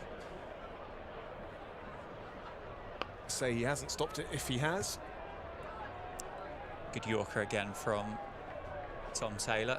Just the one for Livingstone this time. It was pretty close, wasn't it? I think that first foot outside the boundary. Watching it back, but yeah, I'd just be amazed if Ricardo will have 100% thought he has stopped that. So in a game with no cameras, you've got to go with that, haven't you? Yeah. Yorker again from Tom Taylor, muscled down the ground from Stephen Croft. Livingstone was interested in the second, but Stephen Croft less so. So 193 for 4 then, after 19 overs. AJ Tye, the Australian overseas, is going to bowl the last one from the David Capel end, sponsored by Cinch. Where can Lancs get from here? That win predictor from Intelligent Cricket, having them at 75% now. Yeah, it just goes to show how much a game can change. Well, according to the predictor, of course. That's a full toss from AJ Tye, and that's gone miles up in the air off the bat of Stephen Croft. Emilio Gay's underneath it, and Emilio Gay takes the catch. I don't know whether the umpires are going to have a little bit of a conversation as to whether that was safe, but Stephen Croft is on his way for a brilliant 101 off 51 balls. And that's a fantastic innings by Stephen Croft, a guy that's become synonymous with Lancashire, his first career T20 100. And I hope the Steelbacks fans and everybody in the ground gets to their feet and applaud Stephen Croft off the ground, because that's been brilliant to watch. Yeah, excellent innings for a 38-year-old Stephen Croft. Probably not the most likely, you would have said before the innings, to score 100 based on Lancashire ranks, but yeah, exceptional partnership with Mitchell, wasn't it? And a very well-judged catch by Sabe, held on to that one tightly, making amends for that one he dropped early on in the innings. It's full again. It's just the one for Tom Hartley. And that one has been signalled as a no ball. I assume that was for height rather than overstepping, do you think? Yeah, I'm sure that one. It did look a little bit higher than the previous one that I think it was dipping on Croft, wasn't it? But that one was a little bit higher. Well, AJ Ty's got a free hit to bowl, and that man Liam Livingstone is on strike. That's down the leg side, and that's gone straight through Chris Lynn. And I think that's gone down for 4. That's burst through Chris Lynn's hands, that, isn't it? Yeah, I'm not sure he knew too much about what had happened, the way that he responded, but it brings up the 200 for Lightning as well. Second time they've managed to get above 200 in the blast this year. A big 4 balls coming up from AJ Ty. Gets the Yorker in really well. They're going to take one to Lewis McManus, who misses the stumps. It's going to leave Tom Hartley on strike, though.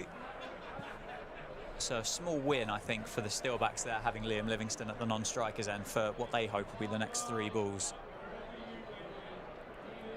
202 for 5 now for the Lightning.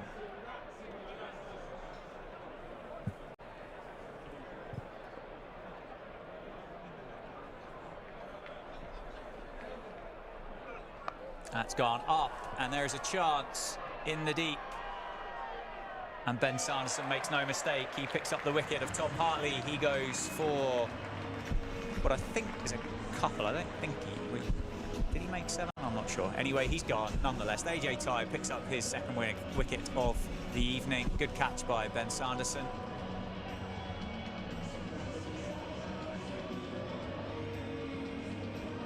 I assume this will be Dane Villas, will it, next?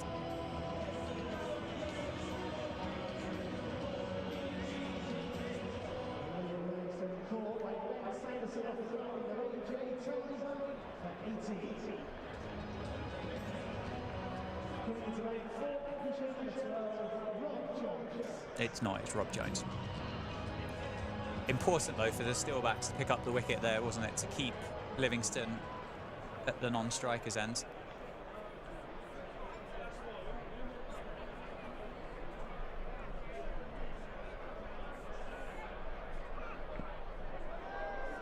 Yorker to start with.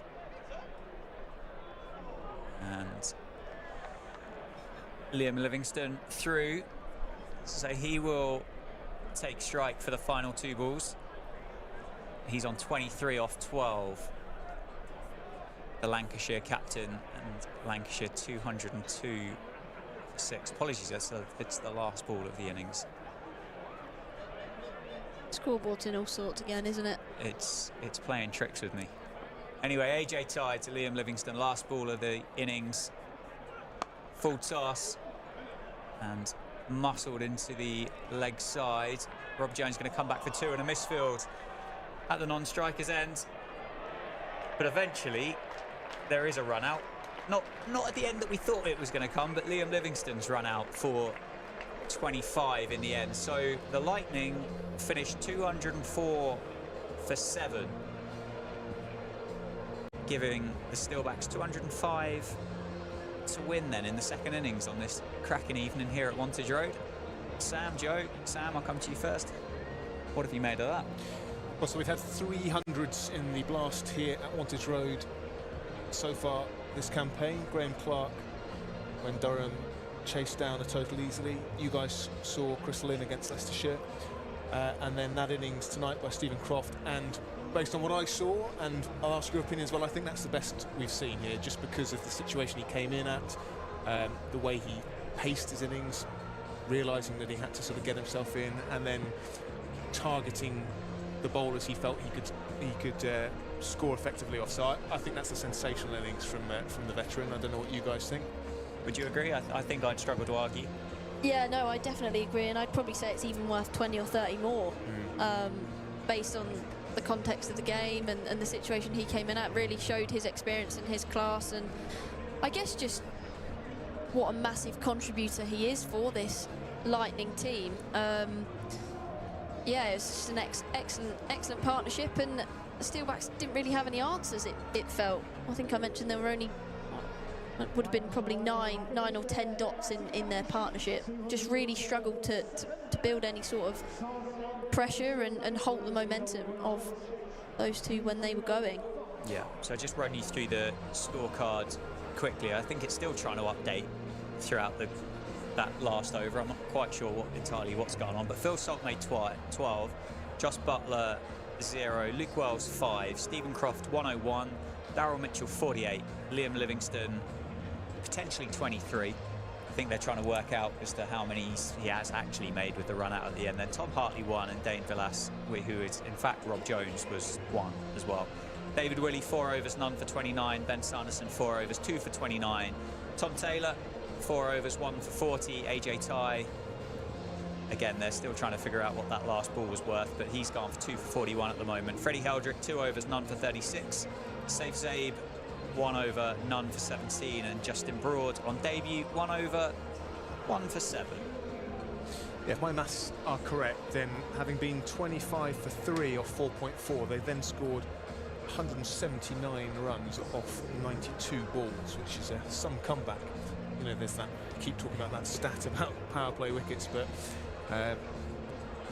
they didn't let that hold them back. Credit to Daryl Mitchell as well, who actually looked like he might be the guy that was going to, you know, be the dominant partner in that partnership. But once he saw Croft take down Heldrick in that first over, he kind of thought, well, okay, I'm going to let you do this. Gave him as much of the strike as possible.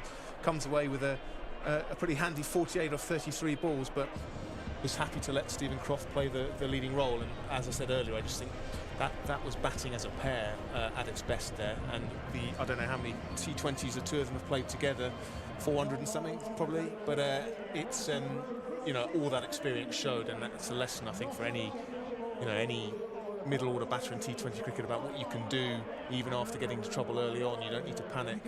The one thing I would say is I think it could have been a lot more.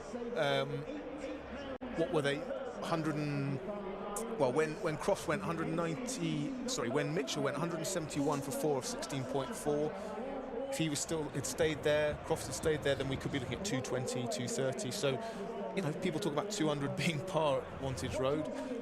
I'd say that's going to be a stiff chase, but I don't think Northants are out of it if that top order can fire, which of course has not always been the case so far this season. Yeah, no, they managed to claw back a little bit of momentum, you know, taking those wickets the back end. And yeah, you're absolutely right. You'll be hoping that they can fire it as well in a chase. Obviously, at it bit more difficult, isn't it? So 204 is probably again worth a few more. But again, I think they'll be disappointed with the way that they went about their fielding again tonight. Quite a few mistakes. Obviously, not an area that's been particularly, I guess, fruitful for the Steelbacks in this blast campaign. Yeah, you felt like that probably cost them a few runs as well. And that also, we speak about it quite a lot, especially when a partnership's building, just how important it is for the fielders to back up your bowlers when they bowl a good ball, or, you know, there's a chance of it just being a 1 instead of a 2, or even 2 instead of a 4, potentially. But see how the chase goes. Something that will give Northants a little bit of hope is that Lancashire's bowling hasn't been perhaps as good as it might have been. Luke Wood has been sensational, 10 wickets, economy 7.29, bowling up top, but you know, otherwise Tom Hartley, the spinner, going at over 10 and over. Daryl Mitchell over 8s, Liam Livingstone over 8s. Luke Wells has bowled well, 7.3. I mean, they're going to need 10s off these guys, but Luke Wood has been leading the attack, so if they can maybe get hold of him in the power play, or Ricardo Vasconcelos, when he's been able to play, he's had that troublesome wrist injury, but he's looked great, a couple of 50s already. So I think a lot riding on his shoulders, and also a lot riding on Chris Lynn's shoulders when he comes in at number 3. That's where he's carded at least. Wonder if there'll be a change given the sort of scale of the task. Although you'd say that with the field up for the power play, that probably suits Emilio Gay's game the best. You know, piercing the infield and going along the ground almost. Yeah, I think they'll stick with it. It's going to be a very different experience in the second innings, though. Looking at the Lancashire lineup, there's two out-and-out seamers in that team, isn't there? With Luke Wood and Jack Blatherwick, with a bit of seam up from Daryl Mitchell as well. But obviously, Luke Wells, wrist spinner. Liam Livingstone, we know, can do a bit of both. Wrist spin from Rob Jones, finger spin from Tom Hartley, and we know how far spin went in that first innings. Yeah, so we obviously saw Ben Sanderson, David Willey swing that new ball about early on. Ben Sanderson bowled brilliantly well. Maybe Lancashire don't have those same resources to be able to exploit that the same way that Northants did. And I mean, get hold of a couple of the spinners, you never know. Well, exactly, just got to take the lead from the way Lancashire took on Northants' spinners. Yeah, and I think kind of the Steelbacks being forced into using Justin Broad as a 7th bowler is something that the Steelbacks can, you know, also draw on. I think you mentioned, like, you look at the lineup, there's probably only 5 real out-and-out bowlers, and then you got your 6th option as Luke Wells potentially when you look at their lineup. So, who has bowled well so far? You know, he's almost overtaken Matt Parkinson as the frontline spinner for the Lightning this year. So he's sort of finding his position as more of a frontline spinner. But yeah, I think that's a fair point. There's Wells and Livingstone's overs are, you know, typically what you would say kind of fill-in overs. So if you can get hold of those, then who knows? The umpires are making their way back out. They were kept busy in the Lancashire innings. Certainly might be a few trips to the match referee's office from possibly both sides. But, you know, competitive instincts, that's what we like to see. I'm sure you're never called up there, are you, Joe, when you're playing? no, actually, I've never been called in to the match ref's office. So far. Yeah, so far. Something to aspire to, isn't it? Yeah, I had, when I was playing out in Melbourne back in 2018. First time. Melbourne twice, have you? Yeah, just all right, yeah. Not too bad, hey. No, it sounds okay. I did get speaking to actually, you know, if you were looking at my train and plane records of the last 2 or 3 weeks, you'd probably say no. Yeah, no, I did get a speaking to from the umpire back then, because I thought it was just a clear as day LBW decision that didn't get given, so I just gave it these ones to have a review, and then I got told off for it. So yeah, maybe I've learnt from that. Never done that again. Right. You're like, you were like the Gary Lineker of cricket, never getting a yellow card, but careful with your DRS signals. Yeah. So Luke Wood, as we anticipated, will open the bowling from the Lynn Wilson centre end. He has his 2 men out, and they are on the backward square leg boundary. Sorry, it's the left-handed Vasconcelos. So a deep point for Vasconcelos. And where is the second? On the deep backward square. So yes, whichever way you look at it, left or right-handed, we have 2 men out on the square boundaries as Wood comes in. Dab down to that man at deep backward point, single for Vasconcelos. 204 to win. 205 at the start of the innings, 204 now. Do my maths. And you're watching live cricket from Wantage Road on the Northamptonshire County Cricket Club stream, or I should say the Northamptonshire Steelbacks stream as it is during the blast. Powered by Daffabet. My name's Sam Keir. Next to me, Dan Jadzovics and Joe Gardner. Beats the outside edge. Deceptively quick, Luke Wood. That left arm gets it to zip off a length. Good carry there. Yeah, decent from Luke Wood. Played a couple of T20 internationals for England. He's got a slip and a sort of fly slip, as well as a man on the edge of the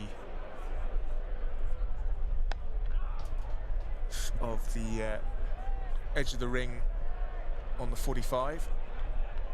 That man at deep backward point.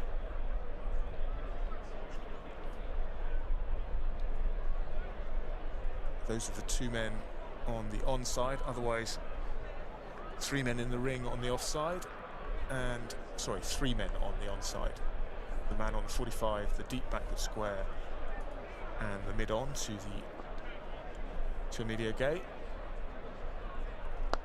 who plays down the ground, doesn't quite time it, picks up a single.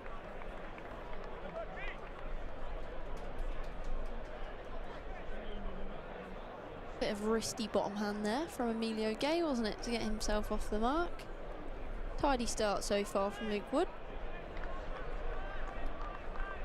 Yeah, apart from I think 2 games on the road where he went for a few runs, Luke Wood has been exceptional for Lancashire.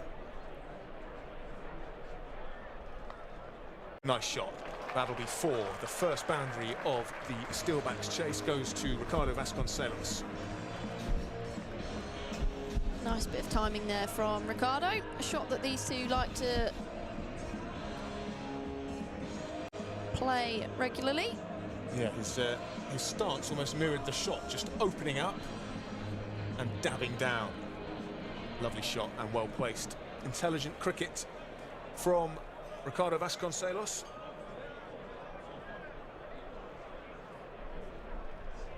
As is that.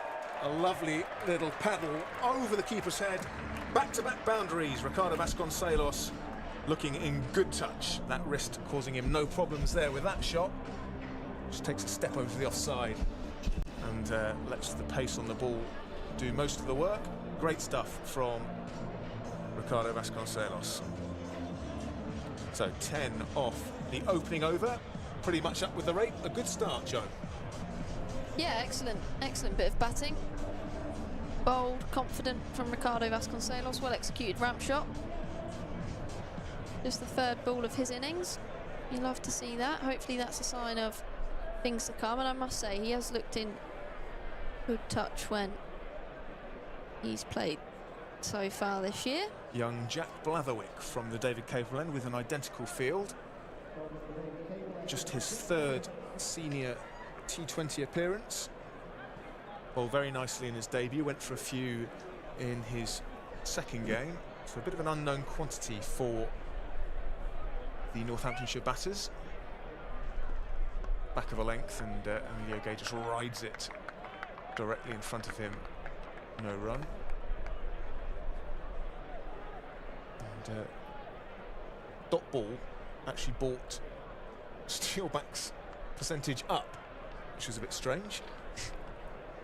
On the intelligent cricket chances of victory, Lightning 67.9%. Oh, hang on, it's a ball behind. And that's a lovely shot from Emilio Gay. Trademark on drive. Picked up the length, quick as you like. Sent it straight back past Jack Blatherwick for 4. Gorgeous stroke from Emilio Gay. Little bit of extra power than we're probably used to seeing him when he plays that stroke, but got the outcome and result of a boundary nonetheless. Yeah, this is an encouraging start from Northants. The power play you feel will be crucial given the total they're chasing. 4 more. Emilio Gay loves it down the ground. Do not pitch it up to Emilio Gay. Jack Blatherwick learning a painful lesson. Yeah, just stand and deliver stuff from Emilio Gay. I suppose the one thing about chasing a big total is you're not in two minds about how you're going to go. You know, you've got to score quickly, and it kind of almost removes that uncertainty, which I guess if you're going to chase it down, you've got to go from the off. Lancashire, of course, did not make the most of their power play, so if they can get ahead, as it were. 4 more, 3 in a row for Emilio Gay. This is great stuff from the tall left-hander, Jack Blatherwick. 4-4-4 off the second, third and fourth balls of his delivery.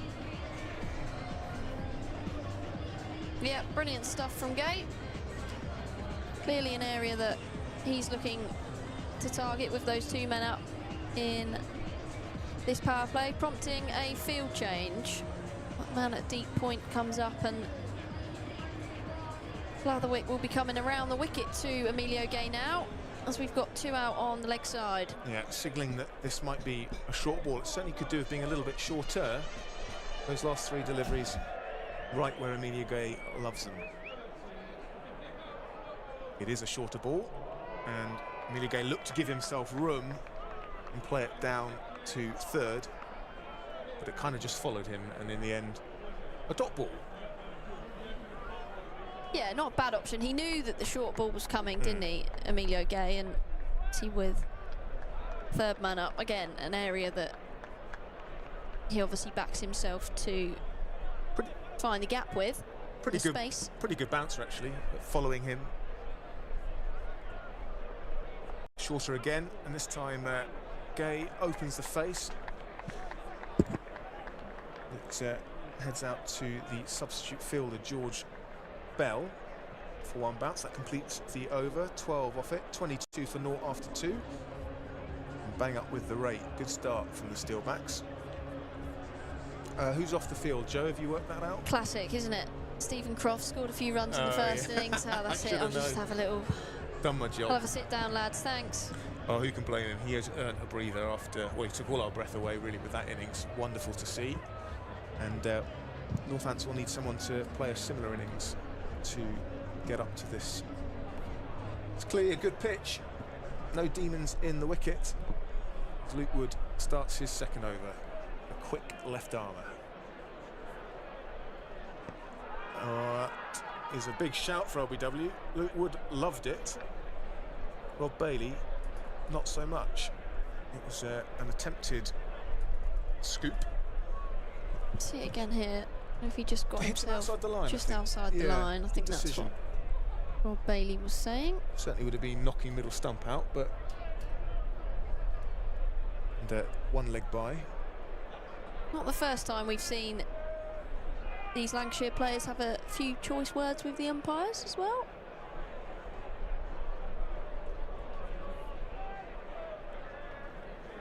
So the slippers come out. Extra man as Emilio Gay chips one up, and he's gone. Short but sweet from Emilio Gay. He goes for 13 off 10 deliveries. Looking to work that into the onside. Got a leading edge and a regulation catch on the edge of the 30-yard circle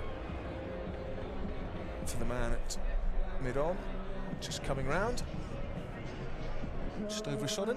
Not the easiest catch, but you'd expect him to take it. Yeah, it really ballooned up, didn't it?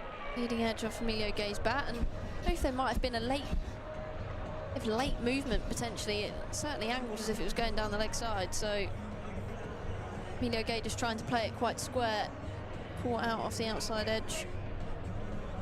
Well, Jack Blatherwick gets his revenge. He took a bit of tap off Emilio Gay in his over from the David Capel end, but it was him with the catch. And that man, Luke Wood, who's been so impressive for the Lightning, not just this year, but in previous Blast campaigns as well. Of course, earned an England call-up. Was that in Pakistan or Bangladesh? Pakistan, yeah. player of the match performance on debut with 3 for 24 for England. Yeah. Steaming in. Full toss. Aimed at Chris Lynn's hip. And he manages to keep sight of it and just tuck it into the onside. Ooh, so no signalled ball. no ball. No ball. That must be on height. Looked okay to me, given that he played it off his hip, but maybe we can have a look at the replay. Bonus for Northants. Free hit, of course. Not sure if we'll get a replay of that delivery.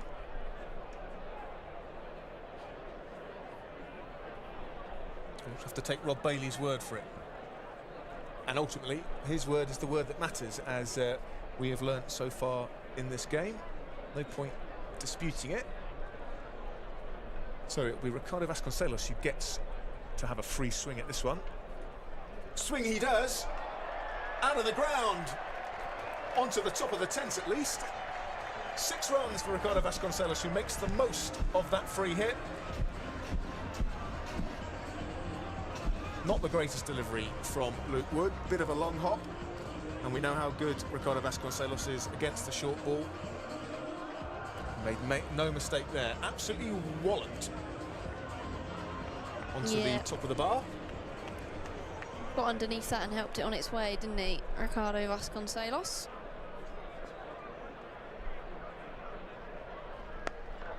Oh, sensational. Absolutely sensational from Luke Wood. One-handed, diving to his left. An utterly brilliant catch off his own bowling. That was incredible. Yeah, we're lost for words up here. That is absolutely brilliant. His lost for words. Follow through takes him the other way, and he has to completely change direction and takes an absolutely brilliant catch. Incredible piece of athleticism. Puffed his chest out a little bit to Vasconcelos as well. His reaction almost made everyone think, oh, it hasn't carried, because it was so sort of just, come on then, look what I've just done. But actually, he made no mistake. That was a brilliant bit of fielding. He is an athletic man, Luke Wood, and he's taken 2 wickets in the over suddenly. In Steelbacks, 32 for 2 after 2.4. The runs are coming easily enough, but this over has brought a couple of wickets as well. He's not happy, Luke Wood. I think he was utterly pumped up by the no-ball call, and it's fueled him, giving them that extra 10% to take that wonderful catch. Yeah, I think firstly the LBW shout, first ball, and then the no-ball. It's brought out the best in him with that piece of work, though. That LBW shout feels like a long time ago. We've had a lot happen since then. 2 wickets, waist-high no balls, free hit 6. 10 runs off the over and 2 wickets, and we've still got 2 balls to come. So the new man is David Willey. He's moved down a slot to number 4. He was carded a little lower down, so this could be a little bit of fluidity in the Northants batting lineup. And he's gone. Luke Wood is on a hat-trick. He turns around and looks at David Willey as if to say, too good for you. And on this instance, he was. David Willey gone for a first ball duck, caught behind by Phil Salt off the bowling of Luke Wood, who is on a hat-trick here at Wantage Road. It's just been in for pace, hasn't it, Joe? Yeah, I think so, and you can say that Luke Wood has won the battle of England international left-arm seamers there. Yeah, lovely bit of bowling there from Luke Wood. He's absolutely pumped up, Luke Wood. Well, after a very positive start, suddenly Northants are in all sorts of trouble. 32 for 3, and this over has had it all. 3 wickets in the over. That contentious waist-high no ball, and that seems to just totally pump Luke Wood up, who is steaming in, bowling absolute rapid. Oh, sharp, that is. So a hat-trick ball for Luke Wood. Have you ever seen a hat-trick live, Joe? I'm not sure I have, you know. No, I don't think Certainly I have. not in pro cricket. Well, tonight could be the night. Luke Wood, who has somewhat carried this Lancashire attack, is leading from the front. And well left by the new batter. Safe save. That's the thing to do on a hat-trick ball, is leave it well alone. What an over. So fired up. Luke Wood really charging in there. That's what you want to see from your quick bowlers, isn't it? And Steelbacks got off to a decent start, but losing 3 wickets in that over. 32 for 3. Brings New Zealand international Daryl Mitchell into the attack.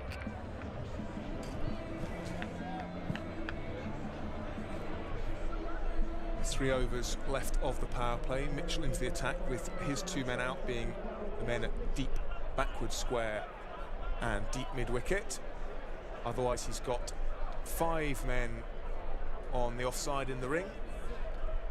Man on the 45 and a mid-on.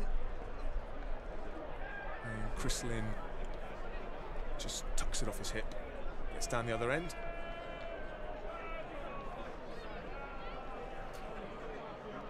Now, Safe knows a thing or two about chasing decent totals after leading the side home. That victory down at New Road, 17 out of 35 balls for him. You're needing an innings like that here tonight. Scored a few runs at Old Trafford last year, is that right? Oh, and he just chops that into the ground, which goes through to Dane Vila. Joss Buttler is keeping wicket, not Phil Salt. That's interesting. Should have spotted that really when the catch was taken. I always just assumed that Phil Salt was keeping, as he has been all campaign. But Joss Butler's got the gloves. Don't want to be unkind to Joss, but maybe he thought he fancied doing something tonight. Savage. I am, of course, joking. The man is a legend. Shot for none by Safe. Times it nicely, cut into the point region, but it's well fielded by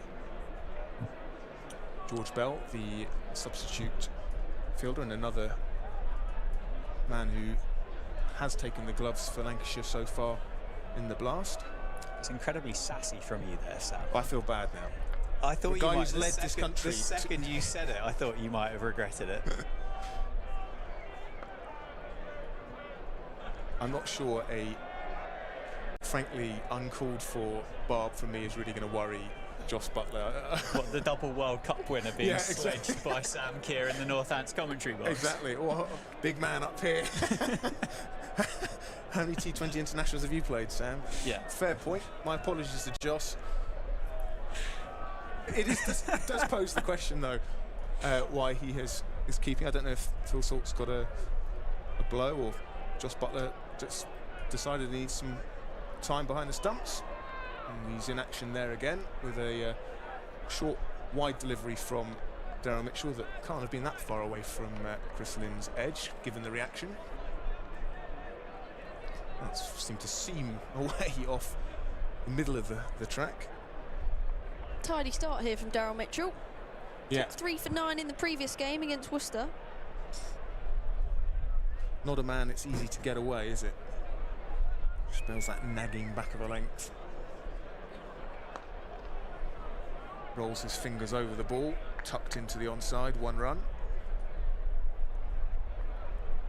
Well, interesting. Sabe and Lynn almost doing exactly what Mitchell and Croft did. 3 wickets down, just deciding they needed to rotate the strike. Pretty good template for how to approach the situation. Yeah, it's almost a carbon copy of the situation. I mean, you see the wickets falling all in that previous over from Luke Wood, and looks like he's going to be having a third. But in terms of score, Steelbacks 32 for 3 when that third wicket was taken, and Lightning were 25 for 3. So they've certainly got a template for how to go about getting up to the total.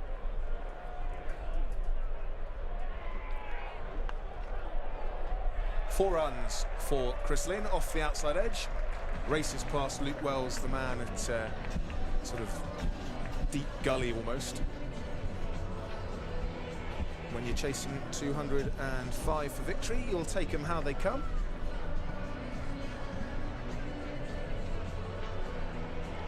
Yeah, every little helps, doesn't it? In a chase like this, you feel? Chris Lynn looking to replicate his previous innings here at Wantage Road, that's for sure. Tries to dab it down to that third region, but this time it's cut off by Luke Wells on the bounce.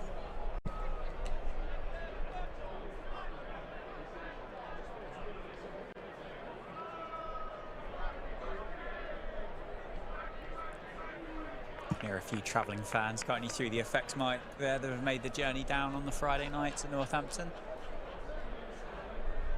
Not sure where they're situated.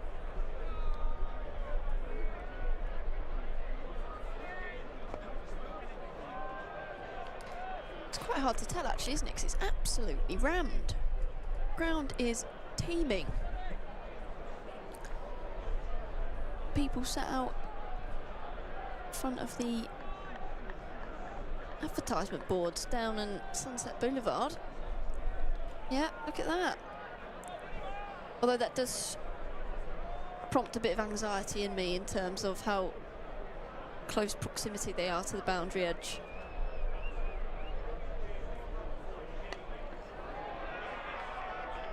Another sort of edgy shot from Chris Lynn. This time he'll only get one. Looking to target the vacant area behind Luke Wells at that kind of deep gully point, but not quite getting it as fine as he would have liked. I'm right in saying, Joe, that Phil Salt has kept, when he, apart from that first game when he was still at the IPL, he's kept every game, hasn't he, for Lancashire? Bear with me.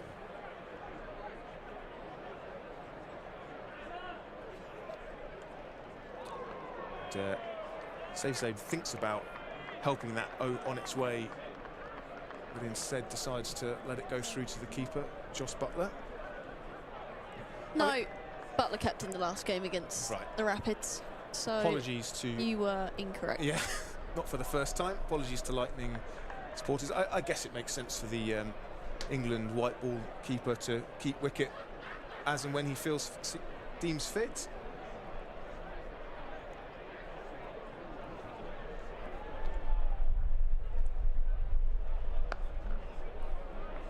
That's good stuff from Luke Wood, who is bang on the money. Finishes his third over, just 6 runs from it. He's got 3 for 25 from his 3. All 3 of those wickets coming in his second over.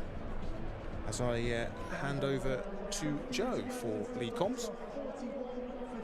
Yep, Dan. Sam, sorry, just to let you know, Butler's kept in every game that he's played. Just gonna throw that one out there. Good stuff. That's okay. Dan is showing me the door. I do apologise. That is a complete lack of research on my part. Why did I think that? I don't know. Just to offer you a slight lifeline, I think you might be, when he plays for Rajasthan, it's quite often that he's not keeping wicket, and I think maybe that might have carried over. That'll be it, Dan. Yeah, you're welcome. That's just poor on my. I apologise. I'll go and hide in a corner. You've got 5 overs without me. Jack Blatherwick, second over. Pushed up to mid off from Zabe, but dot ball. That'll have Lancs fans spitting feathers, and quite rightly so.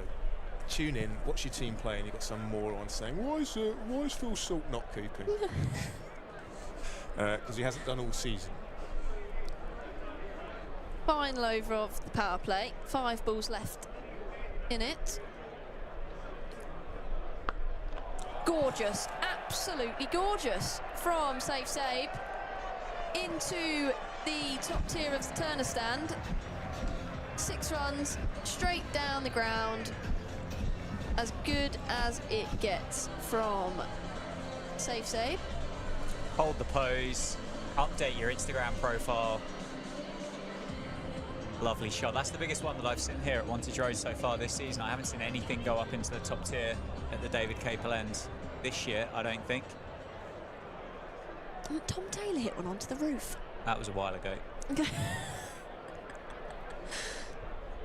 Brilliant shot from Zabe. And he strangled down the leg side. This time he has to go. 6 and out for the left-hander. And just went to pull it. He's pulled it straight to the gloves of Josh Buttler. Didn't quite get up as much as he was expecting, I don't think. He has to go for 8 off 9 balls. Important wicket for the Lightning. 47 for 4, the Steelbacks now. Blatherwick has 3rd wicket of his T20 career. Yeah, it's a shot of strength for him from safe.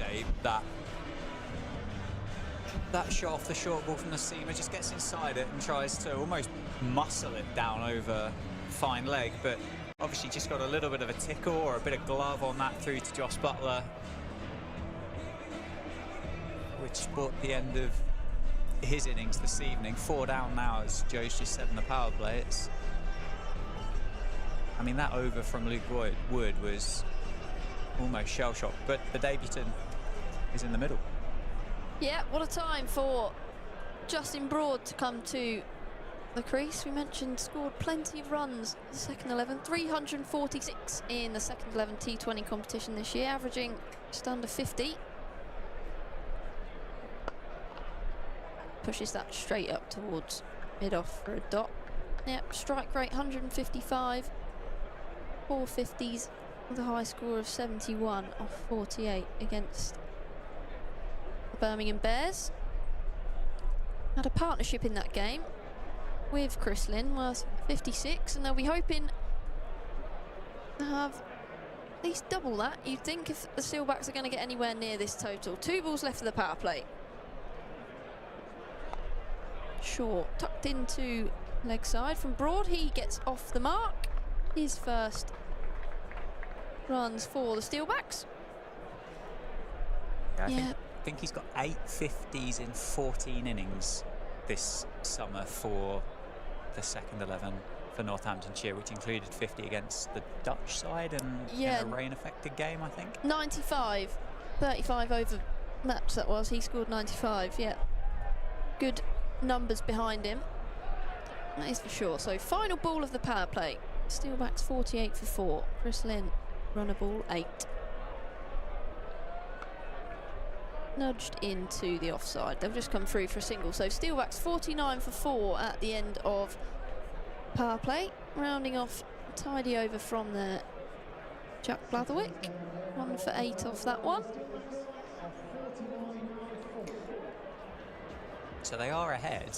1 wicket obviously down, more so than what Lancashire were after 6 overs, but there needs to be an awful lot of heavy lifting done by Chris Lynn here and Justin Broad. Yeah, absolutely right. Brings slow left arm finger spin of Tom Hartley out of the power play, so 5 men out are short. Missed time from Lynn, but we've got a cover, a deep cover, long on, long off, deep square leg and a mid-wicket. So fielders in front of square.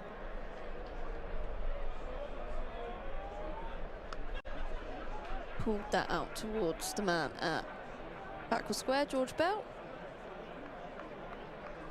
Brings Broad on to strike. 50 runs up for Steelbacks.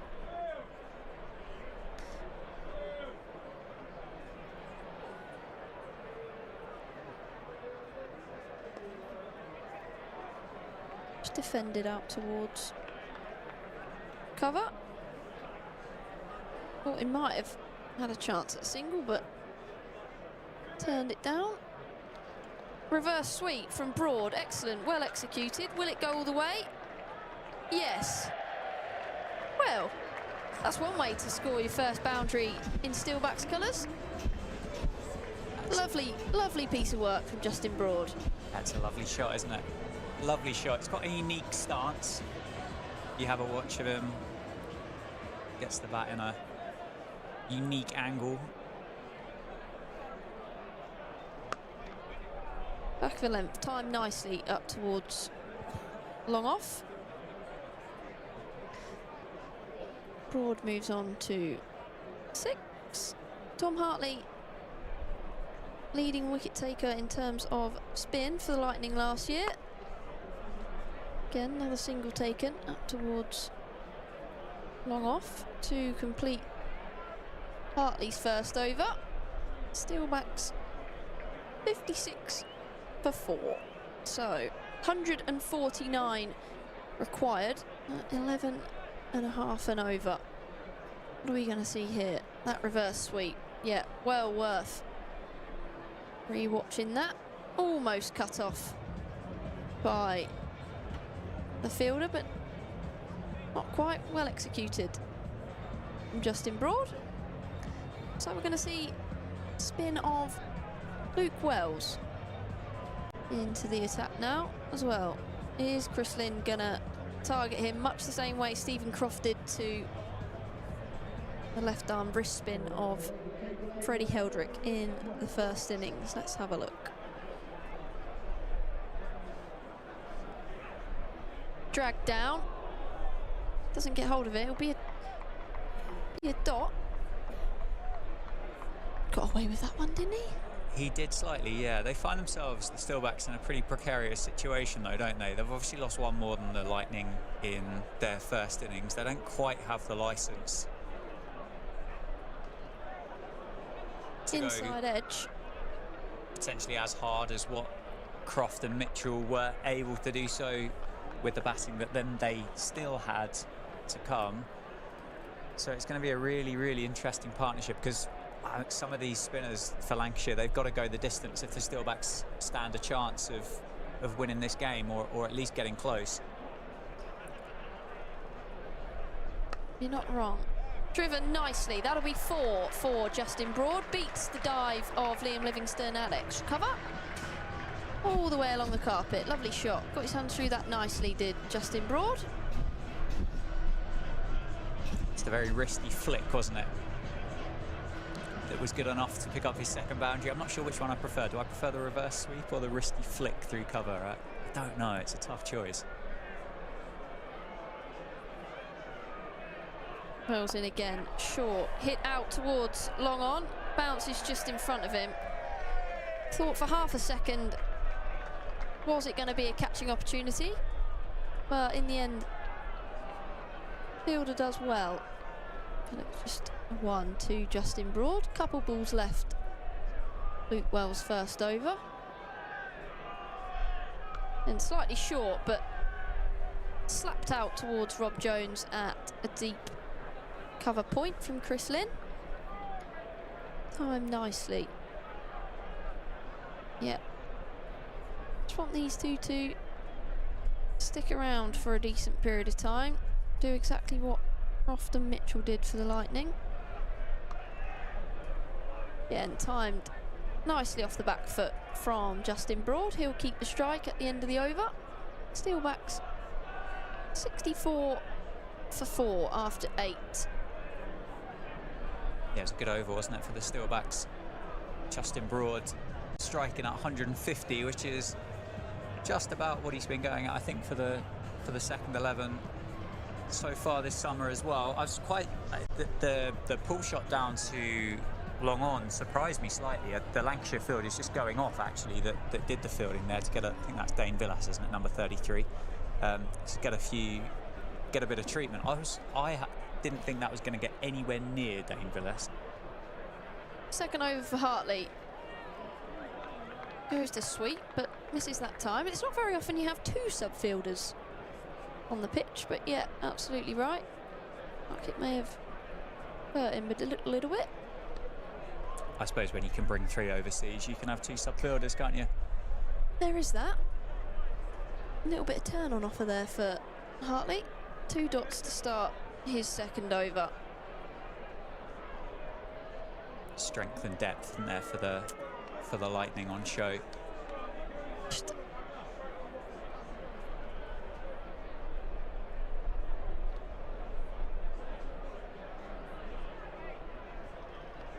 Wide this time.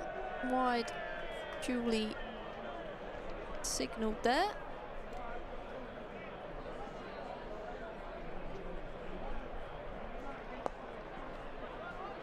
Hit out in towards the leg side, but it will just be a single. Next stump brings Chris Lynn back onto strike. Just one boundary for Chris Lynn so far in the innings. Hit out towards the man at square and he's dropped it. It's gone through his hands and that'll be 4. Subfielder George Bell there.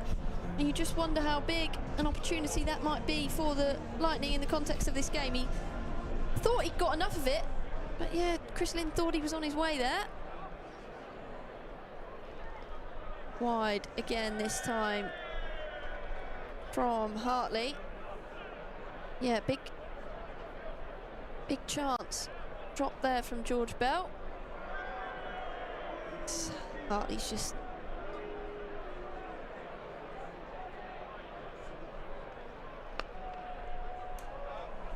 there's the single. Yeah, it could be a massive moment, couldn't it? That drop of down on the boundary. That was pretty regulation, I think would be fair to say. And we've seen a slightly different Chris Lynn this year. Hasn't been quite as explosive out of the blocks, has he, compared to what we had last year here at Northants. Like that 100 against Worcester, I think the 50 felt like it was almost a runner ball, looking back without looking at the scorecards. And there was that one over, wasn't there, from Josh Hull, wasn't it, that went for about 25, that really kind of upped that strike rate. But it's been a slightly more watchful start to the campaign for Chris Lynn this year. Yeah, absolutely has. Other than that 110 not out against the Foxes, his second highest scores 31 away against Derbyshire. So yeah, he's not quite hit the running heights in the first 8 games as he did last year. Luke Wells is in, short, it's hit out to long off, and it's a regulation catch for Daryl Mitchell, and unfortunately Justin Broad has to go. Wasn't a very aesthetic delivery from Luke Wells. It was short, almost bounced a little bit more than perhaps Broad was expecting, and he's picked out the fielder, Daryl Mitchell, on the long off boundary. He goes Steelbacks 73 for 5 now. He's a tall man, Luke Wells, isn't he? And as you said, possibly a little bit more bounce than what Justin Broad was expecting. He's an interesting career, Luke Wells, as well. He would have played at Sussex for a long time. Only played the 30 T20 matches in his career. So clearly wasn't a format that was deemed his suit for a long period of time, to having only played the 30 for the length of career that Luke Wells has had. But he's picked up the debutant there, hasn't he, at long on, or long off, apologies. Yeah, Luke Wells made his debut for Sussex in 2011, and then he didn't play again until 2014. Had 3 games in 2014 season, and then didn't play again until 2021 with Lancs. But he's got another wicket here. McManus get off the mark first. Ball drives nicely up towards long off. But yeah, I guess he's been very prolific in the Red Bull game, hasn't he, Luke Wells? But he's doing a good job for them here. Short, smashed out towards Rob Jones on the cover point boundary for Chris Lynn. Sarah Davis has tweeted in just to say, Sam, that Phil Salt had an injury and Butler has kept sit. So that sounds supportive from the Lancashire faithful. Sarah's been very polite there, and I'm grateful. He had a back spasm, didn't he, which kept him out of the Bears game, I think. Sarah will let us know if that's right, but thank you for that info, Sarah, and I do apologise for making such a meal of the wicket-keeping situation at Lancashire, although they've got plenty of them, and good ones at that. 4 on the pitch at the moment. Short again from Wells. Cross-batted shot out towards Rob Jones. That's the fielding on the deep cover boundary for Chris Lynn. 2 good over so far. 1 ball left in it. We'll be at the halfway point. McManus on strike. Pulled out towards mid-wicket. He cut off. Tidy bit of work from the boundary fielders. Couple of runs to McManus. He moves on to 4. Steelbacks 79 for 5 at the halfway point. I'll hand back over to Dan, who will take over the next 5 on lead comms. Thanks, Joe. An awful lot of cricket left to play here for the Steelbacks. 126 to win off 60 balls. So over 12 and over for the next 10. Chris Lynn's on 20 and Lewis McManus is on 4. The Intelligent Cricket win predictor is looking pretty red at the moment, with 98% in favour of the Lancashire Lightning. That is powerfully struck into the leg side by Chris Lynn, but it's just going to be a single. I guess if there was a man who was going to rescue a situation like this, then historically it would be Chris Lynn. Interesting you mentioning his sort of different approach this year. Actually, that 100 he got against Leicester, you guys saw it live, I didn't, but he was going about run a ball, wasn't he, for the first 30 odd, and then he let loose. I guess that'll be his plan here again tonight. He's going to have to do exactly that. 12 and over for such a long period of the game is going to be quite a task to overcome, isn't it? You almost aren't afforded. You aren't afforded the ability to knock it around. Tom Hartley beats Lewis McManus that time.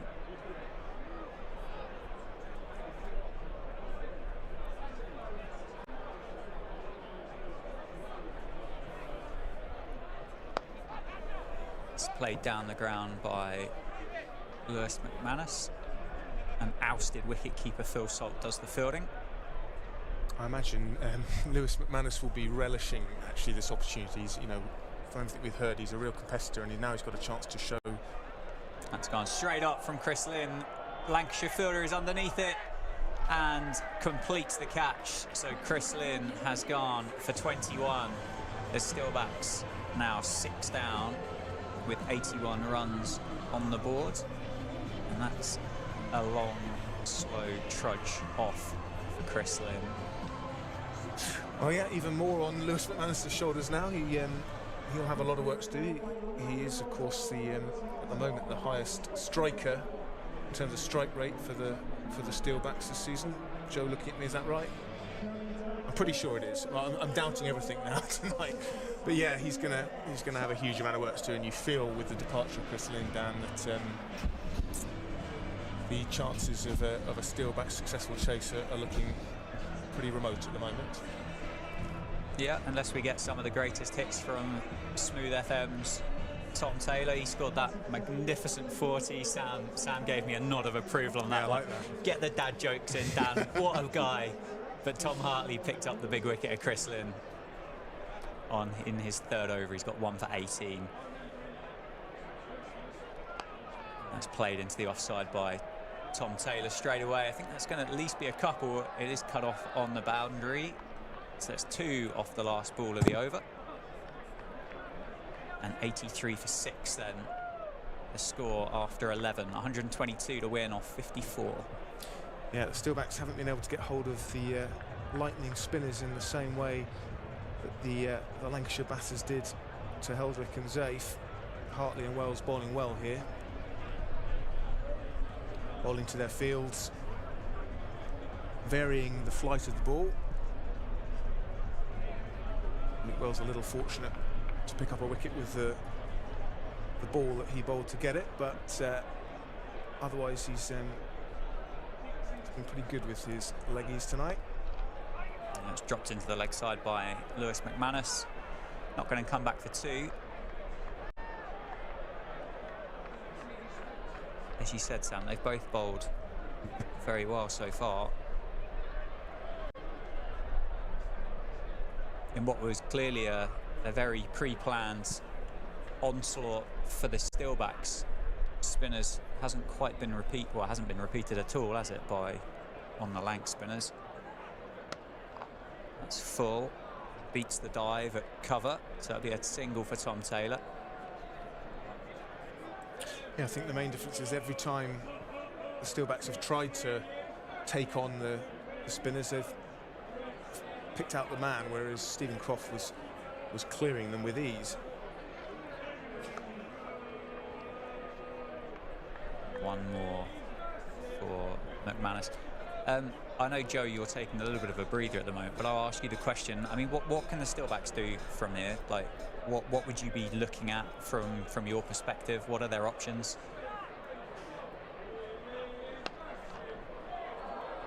I think what they've got to do is just try and minimise the dot balls as much as they can and take it as deep as possible. Obviously, it's going to be a stiff task. They know that, but I guess just trying to take it deep.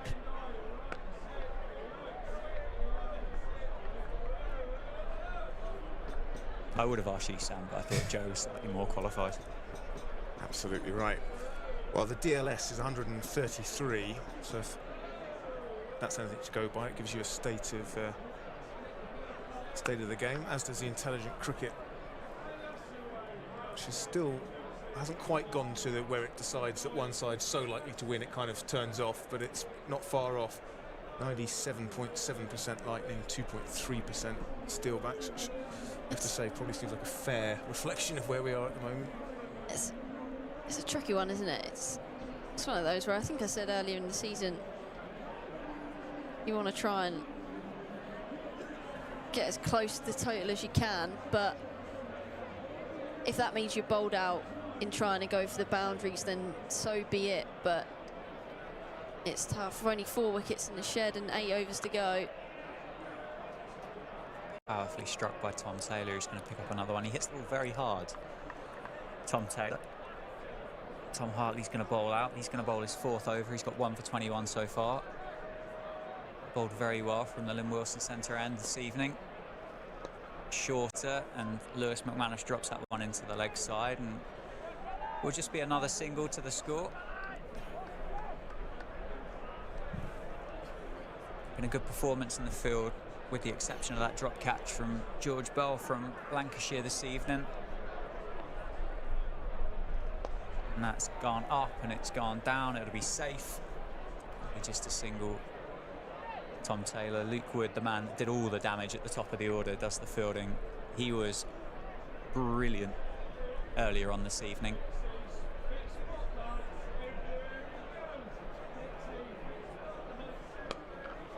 Again, powerfully struck. Just can't quite find the rope at the moment, the Steelbacks. Yeah, Tom Hartley's bowling very nicely to his field, isn't he? If you're going to beat the field, you're going to have to manufacture something the way Tom Hartley's bowling. That's down the ground, but I think that's just going to be another one. I think Phil Salt's down in front of us here. So 1 ball left of Tom Hartley's work this evening. And again, that's just going to be another single. I think Phil Salt is so quick across the ground. It was a bit of a misfield, but kept it down to 1. So 6 off Tom Hartley's last over. He's bowled 4 overs, 1 for 26 for the Lancashire finger spinner. Yeah, his best figures in matches against Steelbacks, beating his previous best of 1 for 29. Yeah, he did his job very nicely. Just on that last one that McManus hit out towards Phil Salt there, as soon as McManus hit it, he was thinking to himself 2-2-2-2-2. But the way that Phil Salt attacked the ball instantly put a bit of doubt in McManus's head as he come to the striker's end to turn. And even though he didn't pick it up cleanly, he still managed to stop the 2. That's powerfully struck down the ground. It's going to be another single though. Luke Wells, I think, got enough of a boot, or at least an ankle on that, the way he's hobbling back to the end of his mark, to save that going for 4. Looked quite sore, that one. Oh, yeah, right on the bone. Yeah. Tom Taylor down the ground, using his feet this time, but couldn't get underneath it, so down to Daryl Mitchell there in front of the dugouts for 1.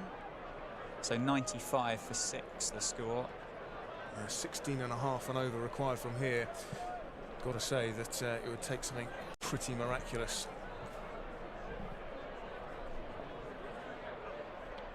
And that is out.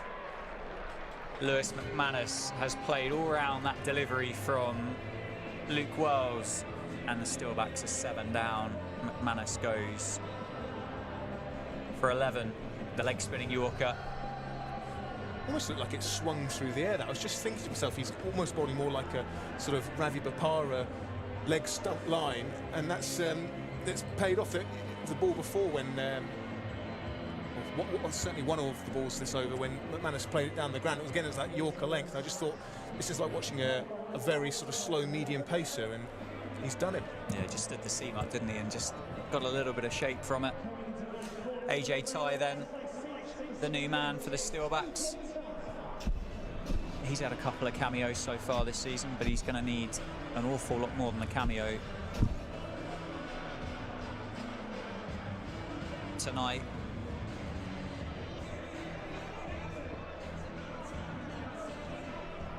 Luke Wells 2 for 20 off his 3.5. Yeah, it's been a pretty complete performance from the Lightning.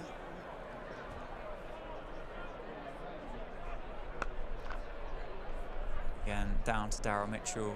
AJ Tye gets off the mark. First ball. Stream obviously powered by Daffabet here at Northamptonshire County Cricket Club.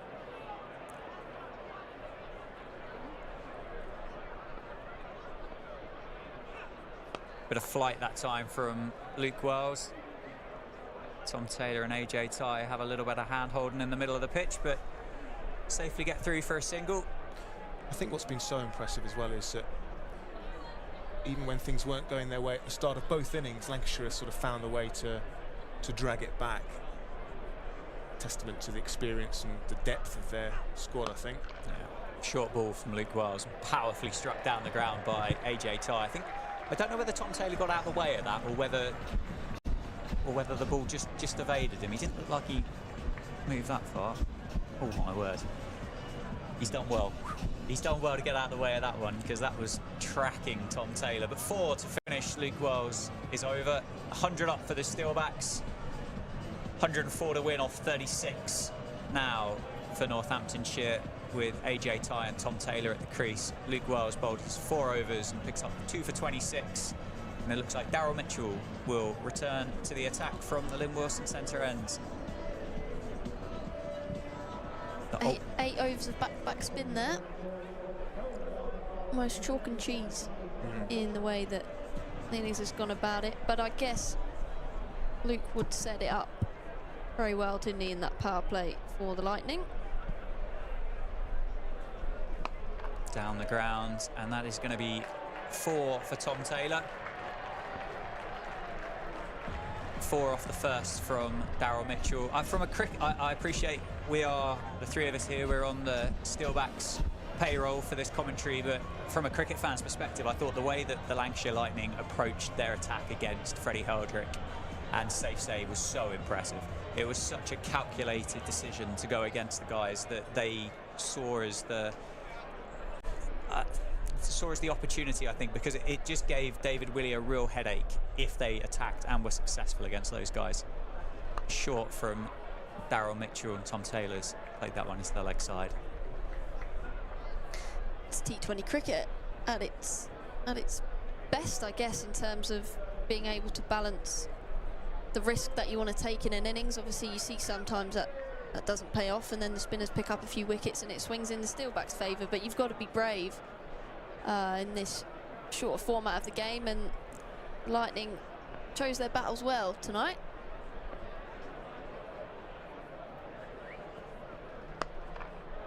Down the ground this time from AJ Tye. It's just going to be a single. James, maybe the Northants analyst made a really interesting point before this game, actually. It's about how there's a school of thought that says if you lose those quick wickets, the worst thing to do is to then try and scratch around to try and get to 140, because your chances of winning are still so slow, though. So you might as well keep going hard. And if it comes off and you get 200, then, you know, you're back in the game. And I think tonight's been a classic example of that. Short again from Daryl Mitchell. Single down to deep square. You're absolutely right. He did say that, and it was a good point. And as you said, a complete case and example of that this evening from Lancashire. But like you said, Joe, it's just knowing at what point to go as well, and that's something I guess that experience brings you. Croft and Mitchell just deciding, okay, this is the over, and then not being in two minds about it, playing to their strengths. Croft with that sort of slog sweep. Up. Off AJ Ty's bat, and that is down this time from the Lancashire fielder. Just Butler saves that going for 4, and AJ Ty picks up a couple. Always going to be a tough catch, that, wasn't it? Running away. I think that was Luke Wells. He did pretty well to cover that amount of ground. Yeah, he did do well. Well directed bumper from Daryl Mitchell.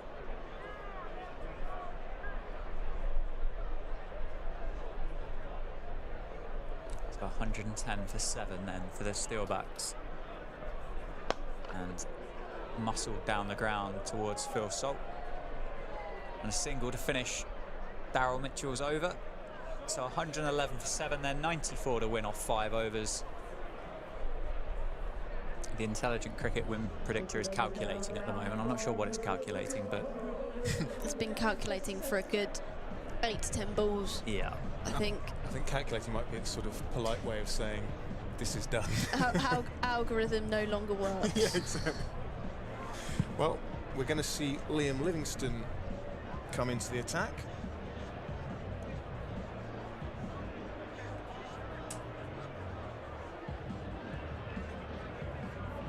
So more spin for the Lightning. Say the game is done and dusted, but why change a winning formula? So is this, am I right in saying, Joe, this is the 9th over of spin in a row? Well, no, we just have Mitchell. Yeah, sure. So of 9th over of spin in the innings of the 15. Yeah. And a slog sweep out into the deep square leg region, but the fielding is done by Tom Hartley, and it'll just be 2. That was quite funny, actually. It was guy on the ropes down there trying to signal to the umpire saying it was 4. Well, you need your home supporters behind you, but I think even that is probably too late. I noticed there are two guys in security jackets down there, just keeping everyone well behaved. It is very busy down there.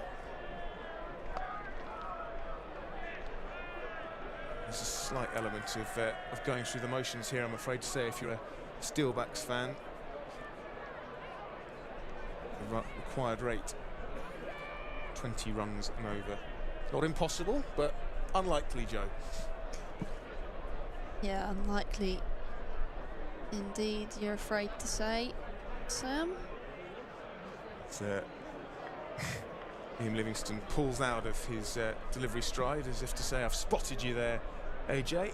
Don't you think about coming down the track to me? Doesn't need to come down the track when he picks it up like that. 6 runs. Just clears the rope there. AJ Ty, consolation maximum.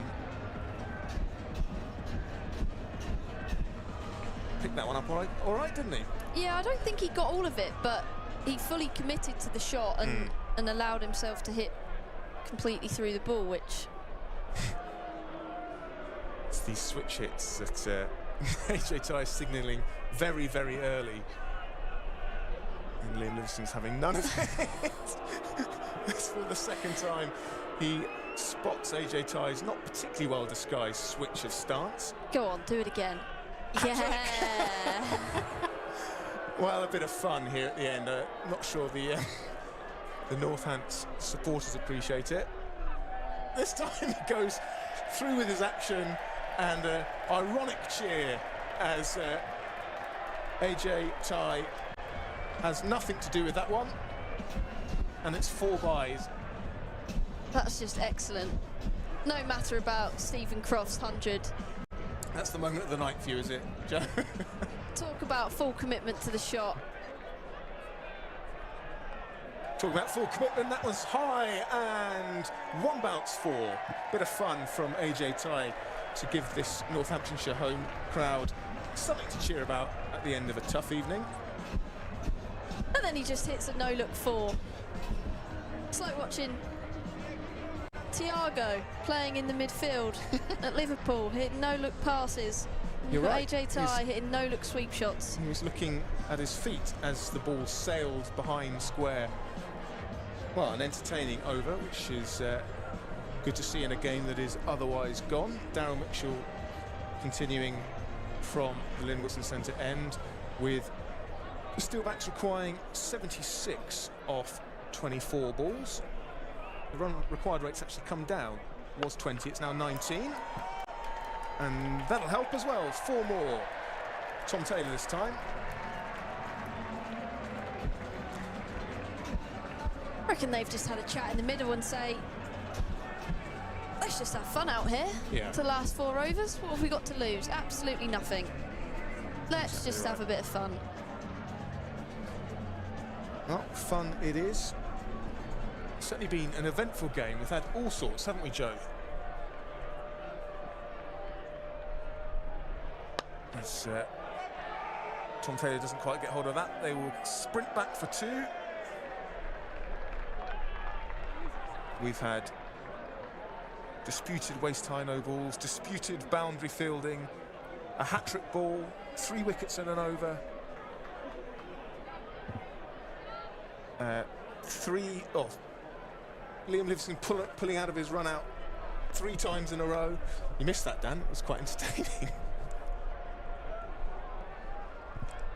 I heard some oohs and ahs as I was making my way back up the stairs. I was kind of hoping that they were 6s that I was missing out on. Well, I'm sure AJ Tice was saying to everyone they would have been, but basically he was signalling he was going to do a switch hit basically before Liam Livingston had turned around at the top of his marks. That each time Liam Livingston said, "Nah, not having it," and then the one time he did carry on with his delivery, it went for 4 byes.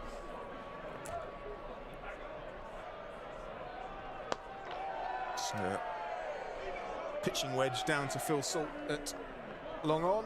See, I thought a batter of Liam Livingston's calibre would have been well up for a bit of gamesmanship like that from AJ Ty. It was ridiculously early. He almost had time to sort of change his gloves between switching and actually facing the ball, but it gave everyone a good laugh. Oh my word, and we are really seeing it all tonight. That was a back of the hand slower ball that didn't quite come out right for Daryl Mitchell. There really has been everything, hasn't there? We had that ball from Tom Taylor. Wow. That was, yeah, interesting. Interesting. Yeah. Signalled as a wide, as I think the ball pitched about 3 foot in front of Daryl Mitchell's toes.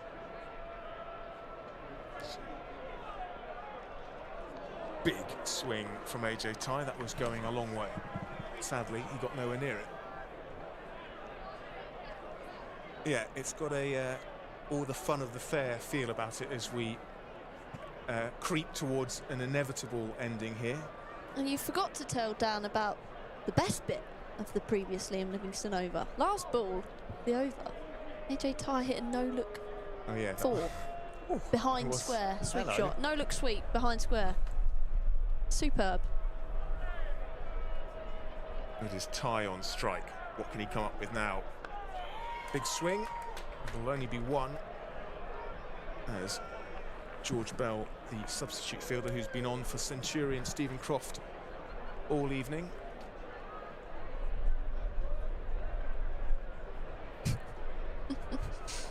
It's pretty village, that, wasn't it? We have seen some things tonight. And Jack Blatherwick will come back into the attack, bowled 2 overs up top. Picked up the wicket of safe save of his 2nd over. After getting pumped down the ground for that glorious 6. That really has been a bit of everything. Yeah, well, when he bowled the opening over, or the second over of the game, and Emilio Gay was just punching down the ground, all fans would have felt like they were in with a shout of chasing this big target. It's not turned out the way they would have hoped. That's big. That's massive. That is almost as high as the floodlight pylon over there. And Jo Gardner's face says it all. She has got a look of absolute incredulity on her face as AJ Tai wallops that for probably the biggest six of the night, certainly the highest six of the night.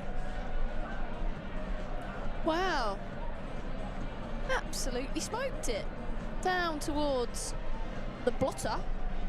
And that crowd of people that I was a little bit scared about. They were very close to the rope, but sent them AJ scattering. Tai, superb. Another little cameo. It's been fun, hasn't it, the past couple of overs? I mean, chances of victory are very slim, but it's been fun. At what point do Lancashire start to worry? 61 off 2.5 overs, you'd think they're safe. As Tai this time hits it along the ground. Good ball from Blatherwick after being smoked for 6 over square leg, pulling out an excellent Yorker, and that single brings a 50-run partnership for the 8th wicket off just 23 balls. And yeah, that shot for 6 from Tai caused a bit of mayhem down in front of the scoreboard, with some well-lubricated fans struggling to find their feet as they made way for the ball sailing across. And that one hit crisply, but straight to the man, Rob Jones, on the point boundary. And again, there'll just be one. We're now in sort of 4-a-ball territory. That man AJ Tai is on strike, though. Yeah. There's a chance. Do it in 6s. Yeah. So you're telling me there's a chance? Mathematically, Dan, there is a chance.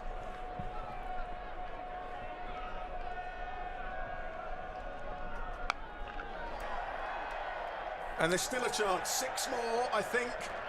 4 more. No, they're going to have a word. I'm pretty sure that went all the way. The ball finally makes its way back from in front of the beer tent, and we're just now... I don't know whether umpire is asking the fielder or the... Oh, he's given us 4. Well, the opinion of the Steelbacks fans in front of the beer tent was that was definitely 6. Whether they can be trusted is another question, especially after a few pints. They'll be giving him a bit of stick, won't they? I think it's Tom Hartley down there. I think they can be trusted looking at that replay. Yeah, well, imagine if they lose by 2 runs. I don't think they will. Although AJ Tai is doing his very best to keep this alive. Just 1 that time. So on the replay, that looked like 6, did it? I thought so. Certainly when I first saw it with the naked eye, I thought it had just cleared the rope. Hard to see. There's kind of a bunch of rope, isn't there, in front of that purple cinch. That's 6. Yeah, 6. That is 6. However, I don't mean to play devil's advocate, but we did have that 4 from... So maybe a bit of... 2 that was maybe a 4 bit from of Ricardo. Bit of justice.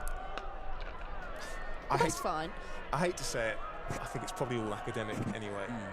It's a bold choice with the situation where the game is for Tom Hartley in front of the fans at Sunset Boulevard to make that decision. I mean, that's kind of about 5 or 10 minutes of his life that he didn't really need to kind of orchestrate now, isn't it? Chimes of Sweet Caroline are only going to egg that crowd on even more, you feel? Do you know what the worst part of that is, actually, for me? AJ Tai would have been the leading 6 hitter, the Steelbacks, if that one had been given. There's still time, Joe. He's joint leader with Chris Lynn at the moment on 7. Just when you think there's no stats left in the evening. Did you spend your whole holiday in Menorca just on Cricinfo, Joe? I don't want to admit it. Hey Joe, do you fancy karaoke this evening? Nah, sorry, I've got some Steelback stats that I need to finish off. It's no great comment. Stuff. It is great stuff having sort of the reincarnation of Bill Frindle sitting with us here in the commentary box. Always a great stat coming from Joe. So 11 balls remaining, 52 to win. One thing's for sure, AJ Ty will have a go, won't he? Well, I'm in Joe's camp here. I'm hoping that this one's going over the rope and AJ Ty overtakes Chris Lynn.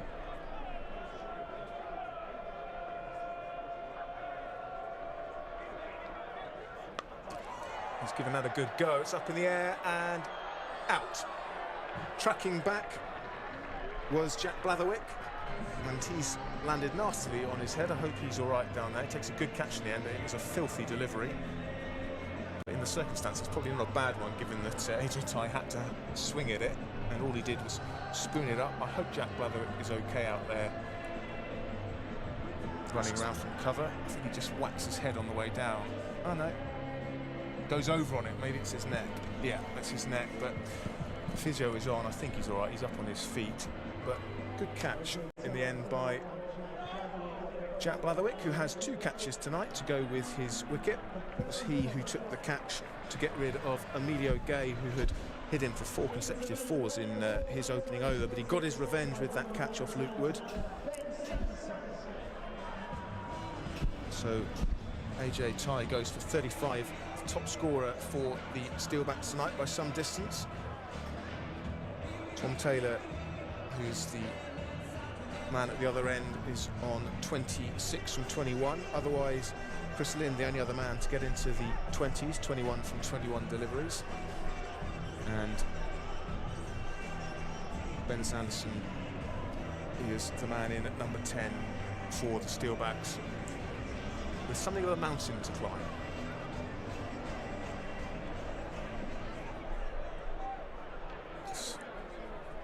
Might still be some entertainment left in this game. We've had plenty of it, even if the result's been fairly obvious for a while now.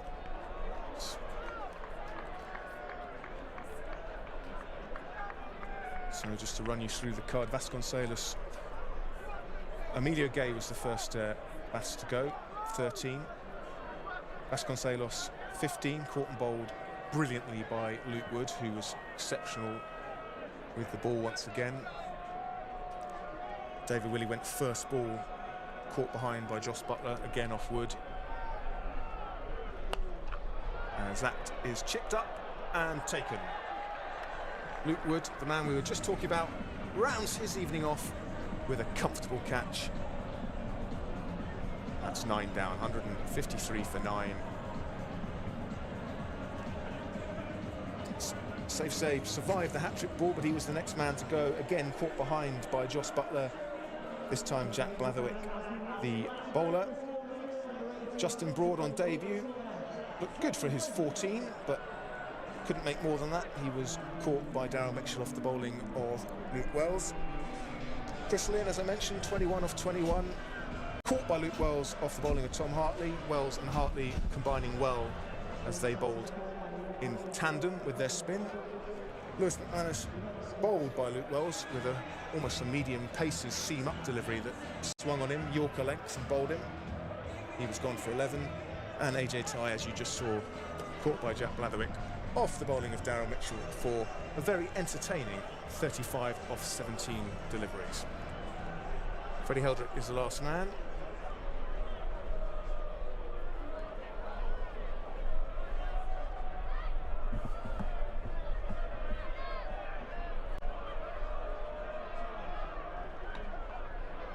He's off the mark straight away.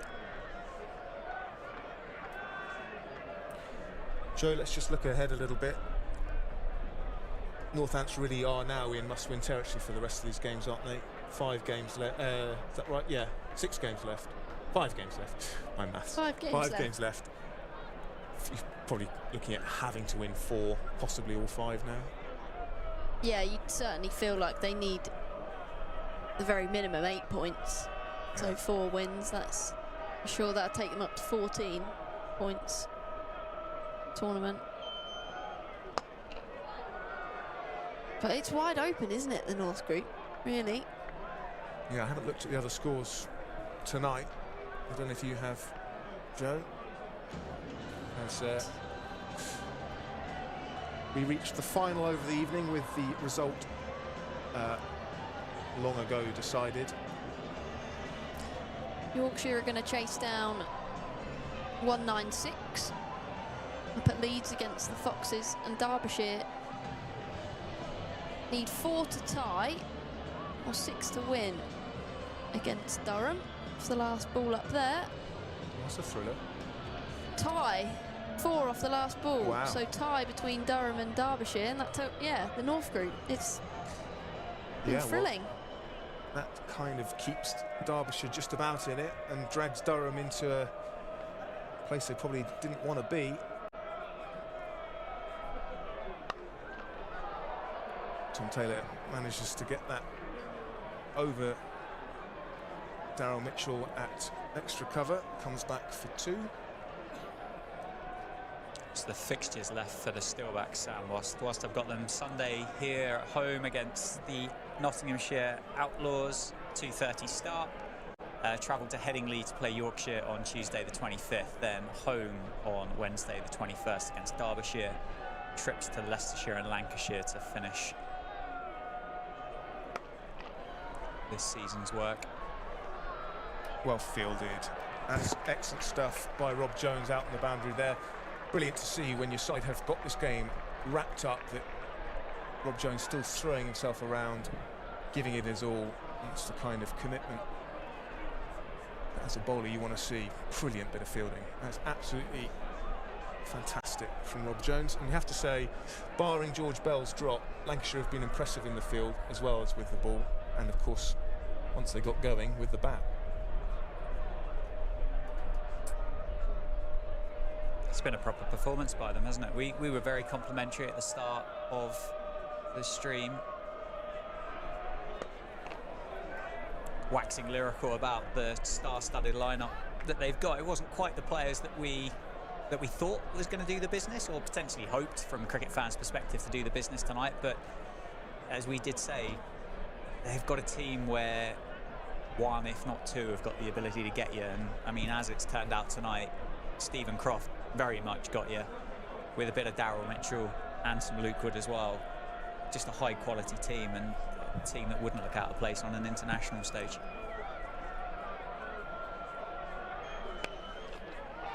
Whipped off the legs. Tom Taylor wants to, but it's a good bit of fielding by Tom Hartley out in the deep. Yeah, and Stephen Croft is just one of those players that will go under the radar in a team of Joss Butlers, Phil Salts, Liam Livingstons, even Luke Woods. But he is a consistent performer. I think in the last 4 seasons he scored 240 runs at least every season. 4th top run scorer in the whole competition last year. But you know, people don't talk about him, but you see why he's such a valuable member of this Lancashire side. Yeah, and he averages 30 in T20 cricket, and even some of the big hitters, it's not very often you see a player averaging 30 plus in T20s. Nice shot that from Freddie Holdrick. Just bring in 1. Yeah, and it's not as if he's averaging 30 but striking at 120. I think it's up at 135, something like that. And he's been doing that for, what did you say, 235, I think this is his. Yeah, yeah, it's 235th game. So now 235 matches, 5,221 runs at, yeah, an average above 30 and strike rate above 125. Brilliant. This has gone all the way for 6. Tom Taylor having a bit of fun off the final ball of the night. It'll make no difference. Congratulations to Lancashire, who are worthy winners. They looked in deep trouble in the power play, but they've come back strongly, and they are good value for a comprehensive victory against the Steelbacks in front of the capacity crowd, who have made plenty of noise as the evening has progressed, kept the atmosphere going, and they've been well entertained, even if the game was gone pretty early in the piece of the second innings. Your thoughts, guys? Just a proper performance by Lancashire, wasn't it? To recover after that power play, to get to the 200 plus score. We've just spoken and complimented Stephen Croft, but that innings is as good as you're going to see. I mean, striking at 200, brilliant, well supported by Daryl Mitchell with all of his experience, and then Luke Wood just to spearhead that attack and essentially break the innings of the Steelbacks' response was really, really good and really enjoyable to watch. Yeah, just I think a real fight that Lancashire have pretty much shown all evening from the position they were in, and then obviously the start that the Steelbacks had, hitting quite a few boundaries and that over from Luke Wood. It's been an exceptional all-round performance from them, and I guess, yeah, certainly with the batting, not necessarily the names that you would always expect. Obviously Daryl Mitchell's been a very consistent performer this year for them in the Blast with bat and ball, but unfortunately for the Steelbacks, it's not very often you're going to chase 205 when your numbers 8 and 9 are your top and second top scorers in the innings. But yeah, a disappointing night for the Steelbacks, and yeah, they're pretty much playing knockout cricket for their remaining 5 games in this year's T20 Blast. Dan and Joe, you'll be back on Sunday? I will be. I think I'm without the both of you, I think, on Sunday. Left all alone. I know, Sorry, right? deserting you. But you're probably relieved about that, aren't you? Well, it's just rule the roost, won't I? I'll be okay. You do anyway, Dan.